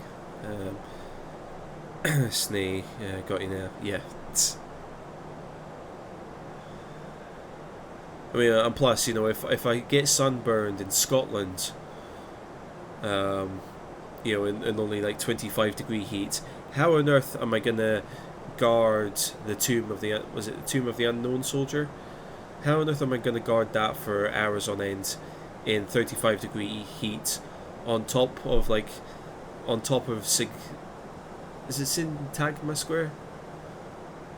I can't remember how to pronounce it, but how on earth am I going to survive in those conditions?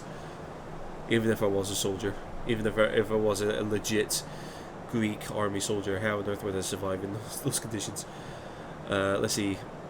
Cast, hey dude, thank you for teaching me how to use the Aerosoft awesome tutorials. Keep on making tutorials. I will do. Thank you very much for the kind comment. Thank you for watching them. Let's see. True. How much was that game that I played during the last live stream, the ATC game? I think it's about $30 or $40. I can't remember what it is in. I don't know what it is in European currency, but I think it's listed as being about $30,000 or $40,000. Mike, guessing huge wages are compensation for a possible nervous breakdown. About ATC job at major airports, few people can handle the stress.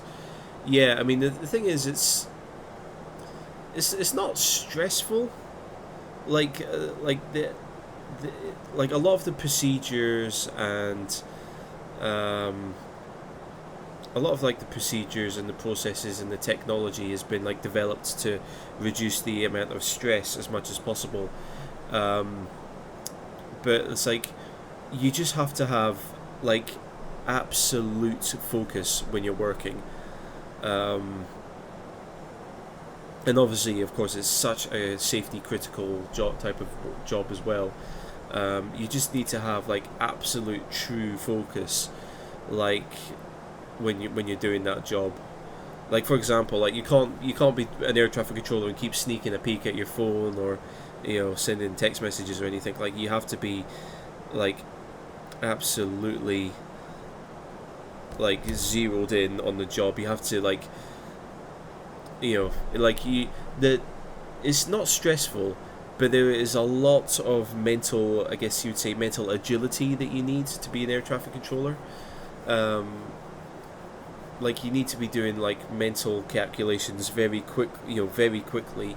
You need to be able to translate a 2D picture of your radar screen into a 3D. So if you see two aircraft coming together, you need to be able to realize, okay, one of all you see are these two dots moving together. However, in reality, one plane's up here, the other plane's down here.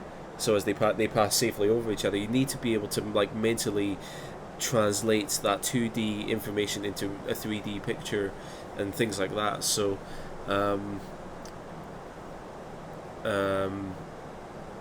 yeah, there's just a lot of mental agility that you need. And yeah, as I said, the key thing is just being truly focused. You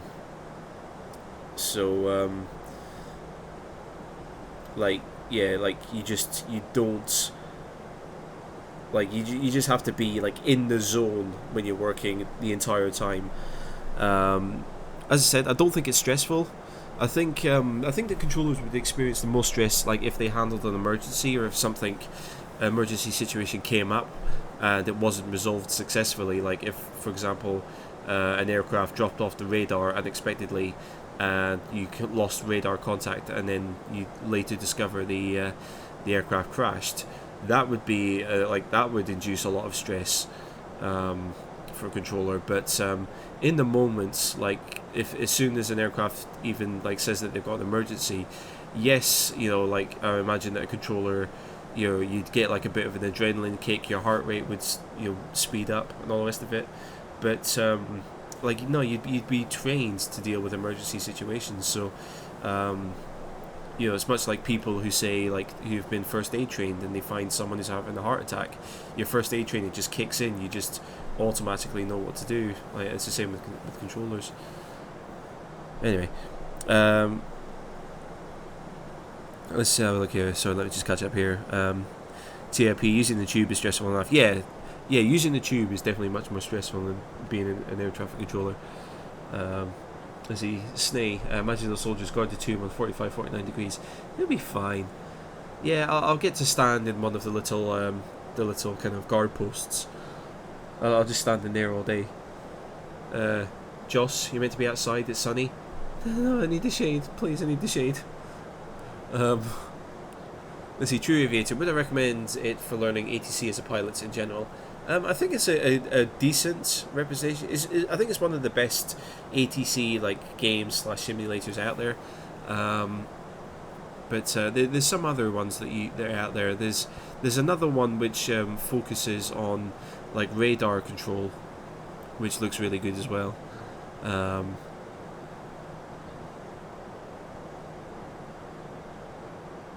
Yeah, let's see here. Storm, dude, will I have time for a nap this afternoon before tonight? Probably, yeah. I'm definitely gonna go after the stream. I'm gonna have some lunch and then have a lie down for a little bit. And yeah, like I'll just like slowly start getting my bits and pieces together. Like, all my mates keep texting me trying to come up with plans. Like we're all gonna meet at someone's house and then we're all gonna travel into town apparently after that. So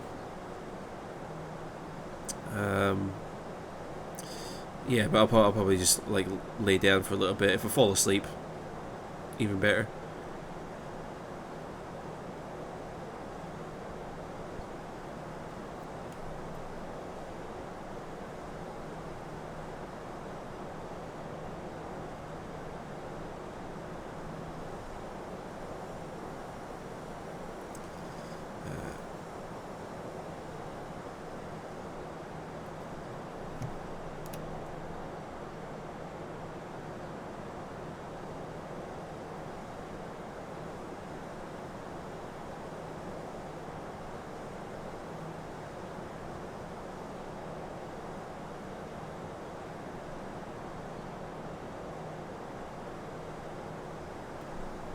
Let's see here. TIP has practically zero mental ability. Don't say that, TIP. You're a very clever man.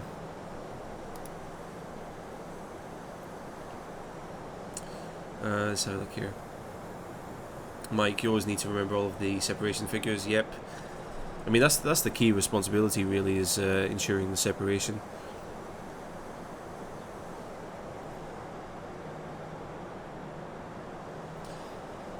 Let's see, using the crap around with A to Z is hard enough with this lack of detail. Let's see, Snay, thinking about it, putting in fractured space, you crashing on the bottom of your huge ship, you weren't focused on your job. Hey, I crashed into the bottom of your ship, but I repaired you while I did it. I did repair you while I did it. That was my job, and I did it. My job was to repair you, and I did it. True Aviator, would I recommend the ETC game? Oh, sorry, I answered that already. Let's see, Mike. All the different accents across the EU don't make your job easier. Well, I'm at a natural advantage because the sort of the national language of aviation, or the international language of aviation, is English. So I've got a natural advantage there. But yeah, sometimes the accents can throw you off a little bit. But even in the training, like when you're doing ATC, like you've got your trainee controllers, but you've also got your pilots. There's actually pilots who are like flying. Who are like literally flying the dots on a radar screen, and you speak to these like trainee or like these instructor pilots as well. And even the instructor pilots, like I remember watching like some of the Nats behind the scenes videos when I was going through the application process, and yeah, even the like they had an interview with one of the sort of the like pilots who like helps to train the controllers, and he says that when they're controlling and they're going through scenarios, like he deliberately puts on like fake accents and stuff, and he like does all the stuff where he covers his microphone like this so it sounds more radio and stuff like that. So they do try and really kind of make it as realistic as possible for controllers. Let's have a look here. Let's see, TIP. I would ask the pilot if there are rich people on board. If the answer is no, then no. Oh, TIP, TIP, you can be savage at times. Let's have a look here. Let's see, Riskas. Sorry, I have to go again. Join your cousin on the beach. Really hot here in Norway.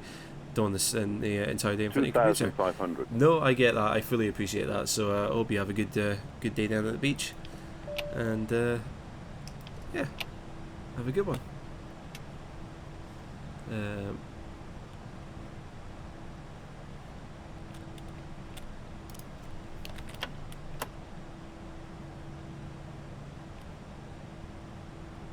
Yeah, I think. There you go. So I've got auto throttle on, but.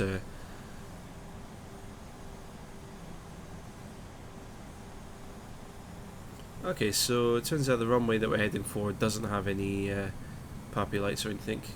Great. Ah, great, man. True aviator, can I speak any foreign languages? Oui. Ne.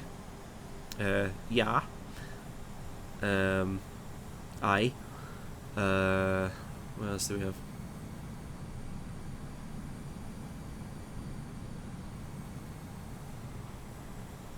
Yeah, that's about it. See? I can speak a few. I can speak a tiny bit of French. I'm trying to learn Greek just now. What else? Yeah, that's about it really. That's all I can think of off the top of my head. Let's see. HP Tube, welcome. Do I remember you from the P3D VFR video? Yes, I do. How are you doing? Let's see, Crafty, put your seatbelts on. Yeah, I forgot to turn on the seatbelt signs a little while ago. Why is the flight director telling me to climb, yet the ILS indicators clearly are showing me to descend? Have I done something to break this Aerosoft? Because it just doesn't. I have so many problems with the Aerosoft now when I fly. You know, I was tempted to do a TAP and do like a late minute turn onto that runway, but I'm a bit too high there. 400. Let's have a look here. 100 above. So I'm trying to read the chat and do this at the same time. 300. Minimum. Landing. I've got no lights on this runway, which is kind of strange as well. Like no Pappy lights or Vazzy lights. And my frame rate's absolutely tanking as well for some reason. 100. 70. 60. 50. 40. 30. 20. Retard. 5. There we go. Oops. Press my keyboard.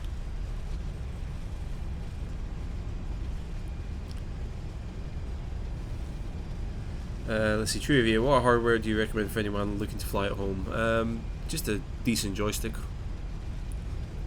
That's all you need. Oops. Some of the bigs there. I wanted that exit, but I missed it. That's okay. Let's just keep rolling. What else do we have? Let's see, Siciliani American English. Hey, you know, you want to just make sure we're all speaking the same language, capiche? Let's see, SLS, welcome, how's it going?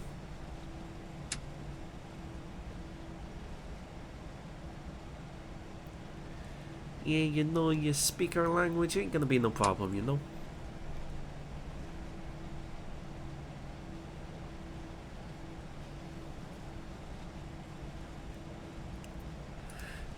So smooth, nice. Yeah, it was alright, that one. Yeah, quite happy with that landing. Not so happy with the rollout. I should have been braking a bit harder and yeah, and gone off the taxiway before, but never mind. It'll be fine. There's no one behind us.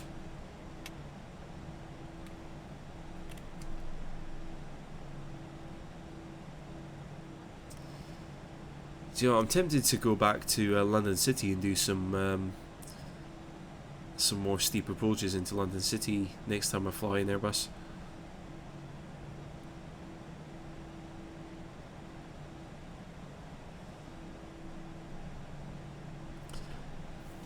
Let's have a look here. Oh, thank you everyone. Excellent touchdown. Yeah, it was a good one. Considering the approach was all messed up because the flight director was telling me to climb, even though the glide slope was below me. There's something. No, I've done something, or because I don't follow the procedures in this properly anymore, something's not right with this plane. My last few flights that I've done in the Airbus have been really bad. Really, really bad. Is he true? Do I find it helpful to have any cockpit features that can be used as hardware instead of something to have to active in game? I don't know. I've never had, like, I've only ever used a joystick. I've never had any like panels or switches or anything like that to use.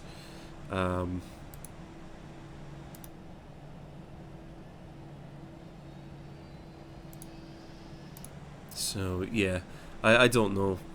Maybe have a look at some online forums, see what people say. Although, what was it? Someone did recommend. Was it there's a new yoke that's coming out pretty soon, by a company called Honeycomb, which actually looks kind of decent, because I have been considering getting a yoke set up, and that's kind of like a yoke with a few like switches and knobs on it. Yeah, I might reach out to them and see if they're willing to offer some of their first few yoke units to flight simmers and that. Let's see, Mike. You bought a Follow Me car plugin lately. The first flight you used it, it just drove away over the grass, had a decent bit of a laugh. Yeah, I mean, I do have GSX, so I could try and open up the Follow Me car, but nah, it's a bit too late to do that now.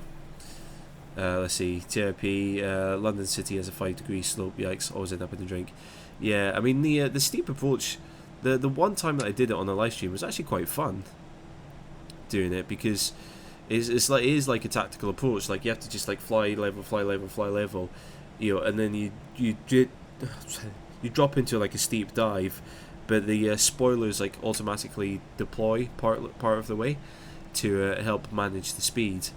And then you actually get like a countdown to flare as well, because obviously your vertical speed is a lot quicker. In the Airbus, there is actually like a I can't remember what the call outs say exactly, but there are unique call outs for conducting a steep approach, and like it kind of warns you when to flare. And all the rest of it, so it was quite fun when I did it. Definitely have to try it again.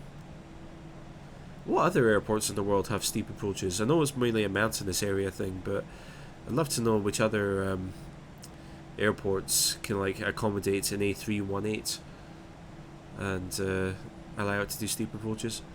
Let's see, True Aviator, do I play Fortnite? No, I don't. No. I've tried Fortnite, I really don't like it.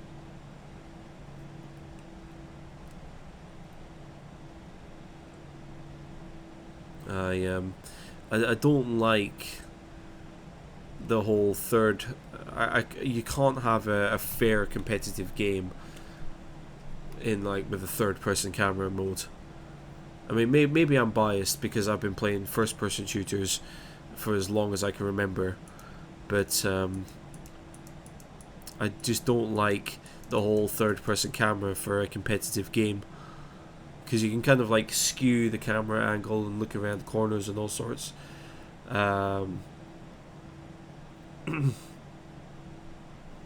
So yeah, it's I don't like it. Don't like it for competitive gaming.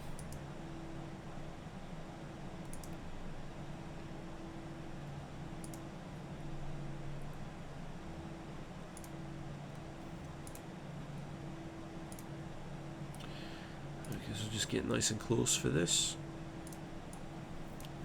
Going to stop there. Right, let's have a look.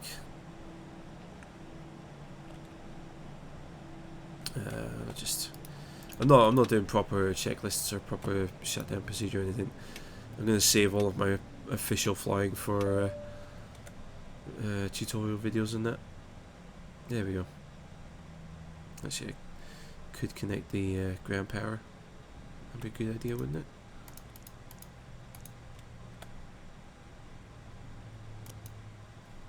I can turn the APU off.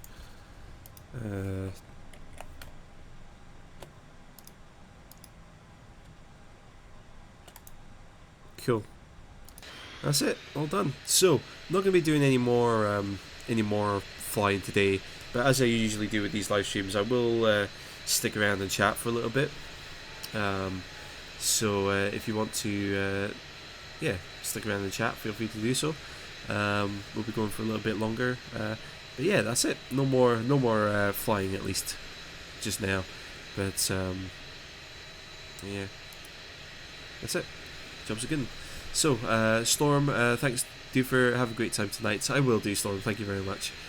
Yeah, I'll go and get my little siesta in before I go.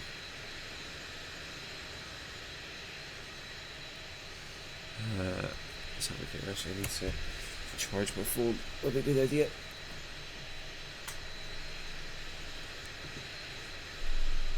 I need to get off my phone charging cable as well. That'd be a good idea. Let's see. Mike, in Switzerland there's an airport with a glide slope of 6.5 degrees. Oh, now that sounds exciting.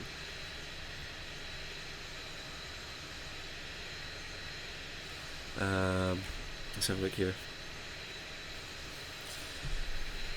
Let's have a look here. Yeah, so no more flying, but if anyone has any comments or questions about flight simulation, aviation, me, please do feel free to ask away. I'm not going to be doing any more flying, but I'm going to just stick around in the chat there, and all sorts of stuff. So yeah, so we'll just sit around and have a good time. If anyone is leaving now, I just want to say a big thank you for watching. Before you do leave, if you could give a massive thank you to TIP and UMP Snay in the chat for sort of looking after all of the frequently asked questions, I'd really appreciate that. And for anyone who's wondering, both TIP and UMP Snay are also streamers. Well, Snay's kind of finding his feet and getting back into it, but TIP will likes to live stream on Twitch. You can find him under twitch.tv/Stigron, which is STYGGRON, Sierra Tango Yankee Golf Romeo Oscar November. And Snay is also Snay is also starting to figure out his Twitch schedule, but is the same as he is here, just UMP Snay on Twitch now. And me and Snay will probably be live streaming together on Twitch quite a lot because we're really good mates in real life. So we'll probably do a lot of live streams where we both play on each other's streams, and we play all sorts, from Counter-Strike to Payday to Portal 2 to Insurgency to maybe Trackmania. We'll get back into that one day. So we'll be playing all of that. And TIP likes to stream flight simulation and also retro games, so things from the Commodore 64 and Amiga sort of era of games, like real retro games. So yeah, so those guys there. Let's see, TIP, do remembers all the rampage and hand signals. Yeah, if people want to see some of the more basic signals, I can show those off. Storm, questions about you if you want. Yeah, you can ask questions about me if you want.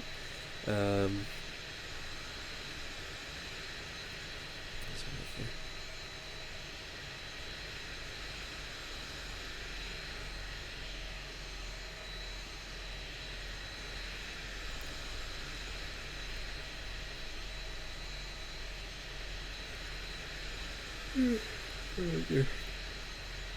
So yeah, just gonna chill and ask away. Yeah, not seeing many questions coming through yet. So yeah, I mean, if there are questions, please do feel free to ask them. If not, then we'll just wrap up. How's that for parking? Oh, way off on the parking there. That'll be fine. Still the jetway is still there. Oh, actually, I could do my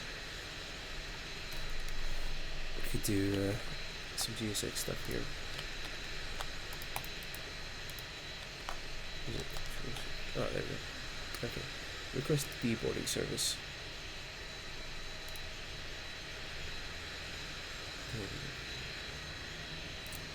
Oh yeah, I'm gonna have to open up all the doors and stuff, aren't I? Remember to operate the jetway. I already have.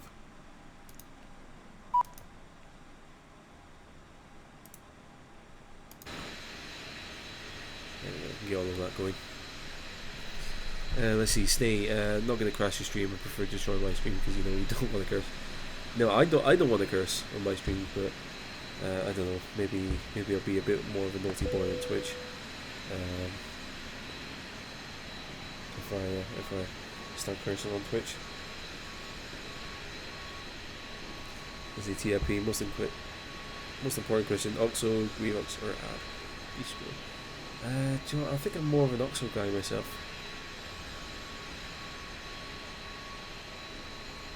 I think I'm a bit more of an Oxo man myself.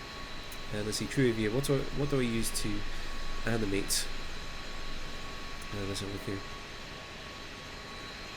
here. What do you mean, like animate? Just what I do in my videos for animation. Let's see. Bill calls in at the end. Seriously, hungover. No worries, Bill. I'm glad to hear it. I'm glad to hear you're having a good time. Let's see, Storm. Your question wouldn't be appropriate. Oh, really? Okay. Let's see, True Aviator. What screen recorder do I recommend for recording these kinds of videos? I use OBS. I use OBS for both recording and live streaming.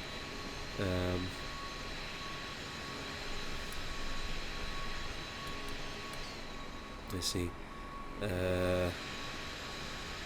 TIP. It's not realistic unless the baggage people kick the bags. Well, no. Let's let's watch this guy closely. See what he does. I can't really get a good angle on this guy down here.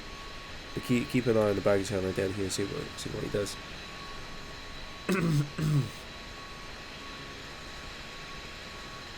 Yeah, he's throwing those. It looks like he's throwing them. He definitely threw that first blue one.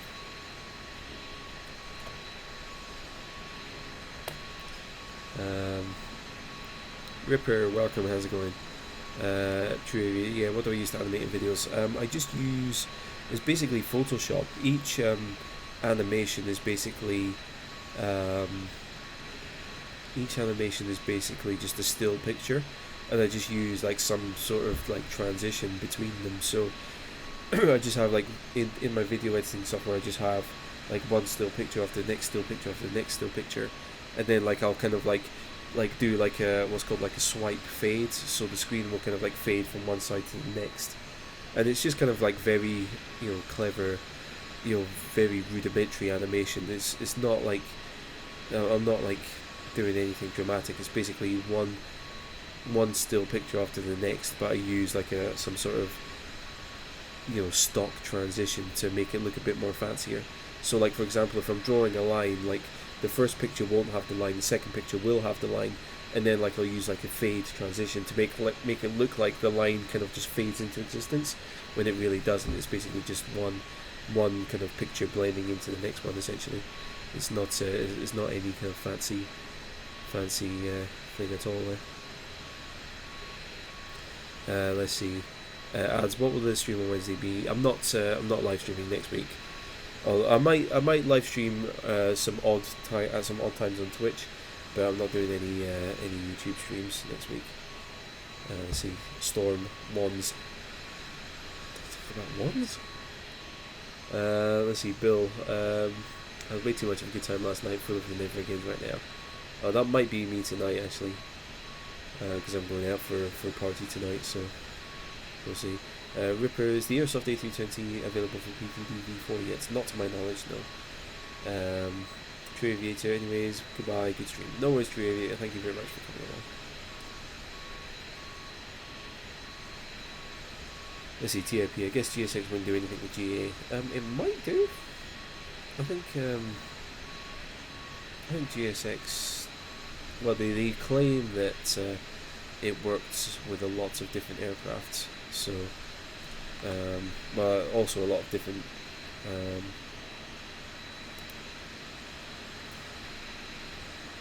what am I trying to say, different add-on aircraft. Jeez, I can't believe my mind was just racing there. So yeah, I think GSX can adapt to different aircraft, to my knowledge. Let's see, let's have a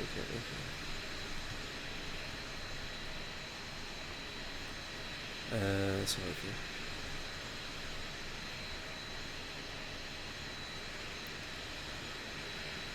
Let's see. Snay teach you how to animate in Premiere. Yeah, actually, I don't think I've got Premiere. Yeah, I might need to pick that up. Because that would be better if I'm able to do like more sort of comprehensive animations and stuff. Or After Effects. Yeah, there's After Effects as well. You have to keep it simple. It just needs the basics in Premiere. Yeah, keep it simple all the time. Storm, sorry, you make me laugh. Why? What did I? Was it just talking about wands again? What? The other last week. Well, last week we were just having an innocent conversation about wands. Someone was asking about wands, and then we were just saying like you need different sized wands for different reasons, but ultimately, it's not the size of the wand; it's how you use it. So, what's so funny about that? I don't understand what you're talking about. I don't know what you're getting at. Let's see, Bill, you'll watch the VOD from the comfort of your sofa later. No worries, Bill. I mean, this live stream, to me, it felt like a bit of a bad one, because I just wasn't kind of, like, I've been, like, really kind of, like, fatigued today, so,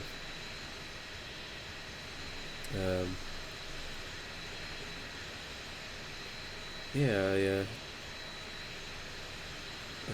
For me, it hasn't felt like I've done the best, like, performance as a host, but people still stuck around to watch it, so I guess I did something. Yeah. Let's have a look here. VJ, EasyJet, best airline yet? Yeah, EasyJet are alright. EasyJet are alright. Actually, while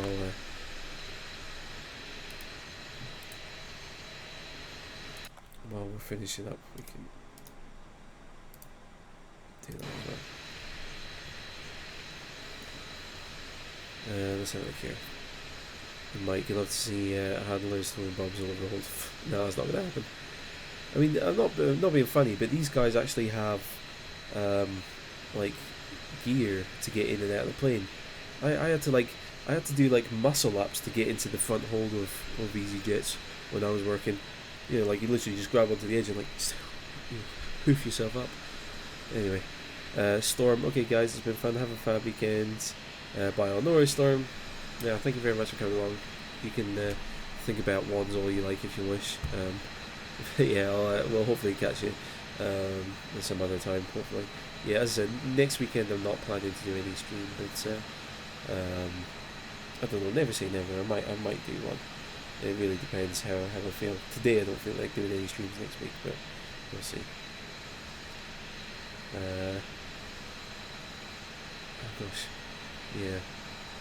My nearly bald head feels a bit tender as well now, just thinking about it.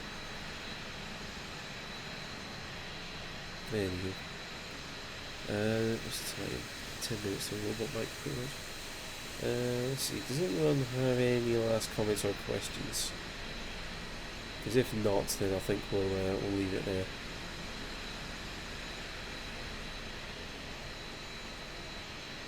Oh gosh, yeah, where my hair is starting to fall out. It feels really tender up there as well.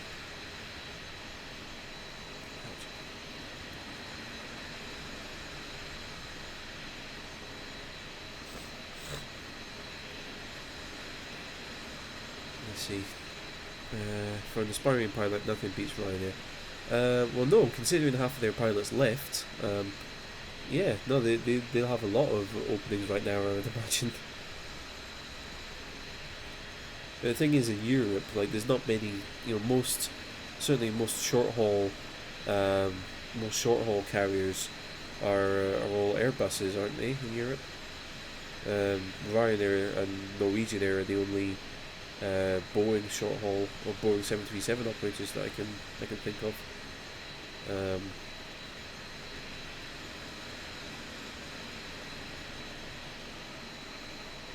Yeah.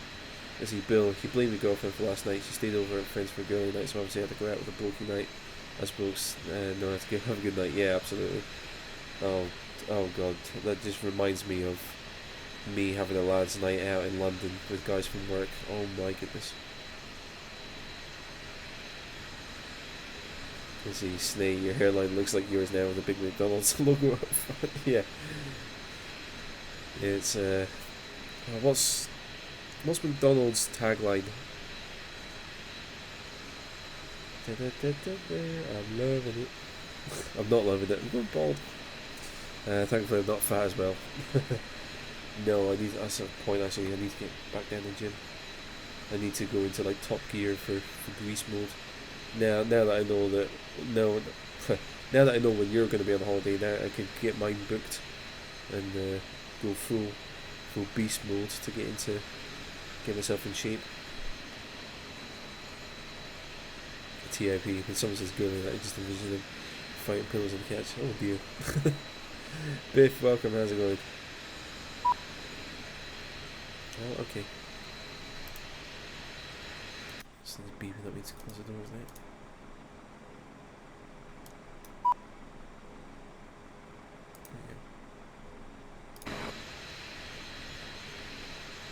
Let's have a look here.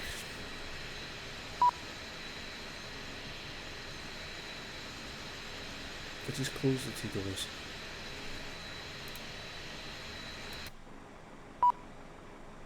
I closed them, look, they closed.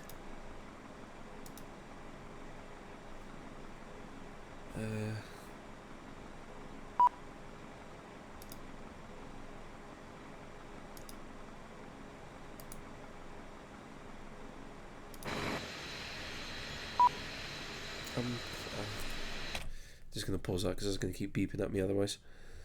Let's see, Snay, get in shape, lose it all in 2 days. Yeah, absolutely.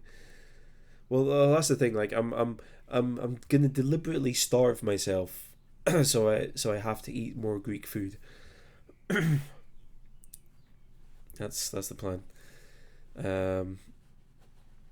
Let's see, Mike, back to work now. Need to get enough for studies. Right, no worries, Mike. Catch you later.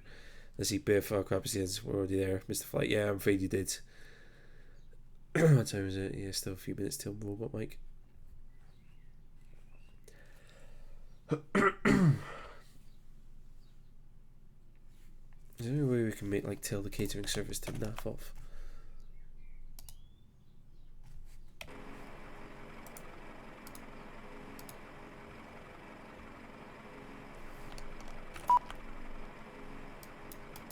I closed the door.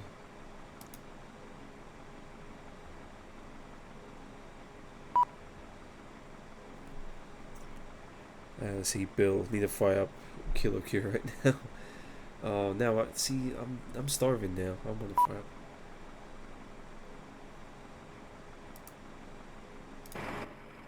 No, it's just not. The doors are just not closing anymore. Okay, stop beeping at me. Okay. Does anyone have any last comments or questions? If not, then we'll wrap up the stream there. Yeah, because I'm shattered.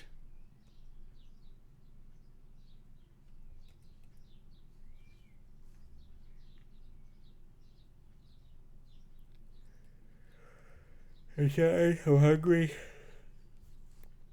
I want to go lie down.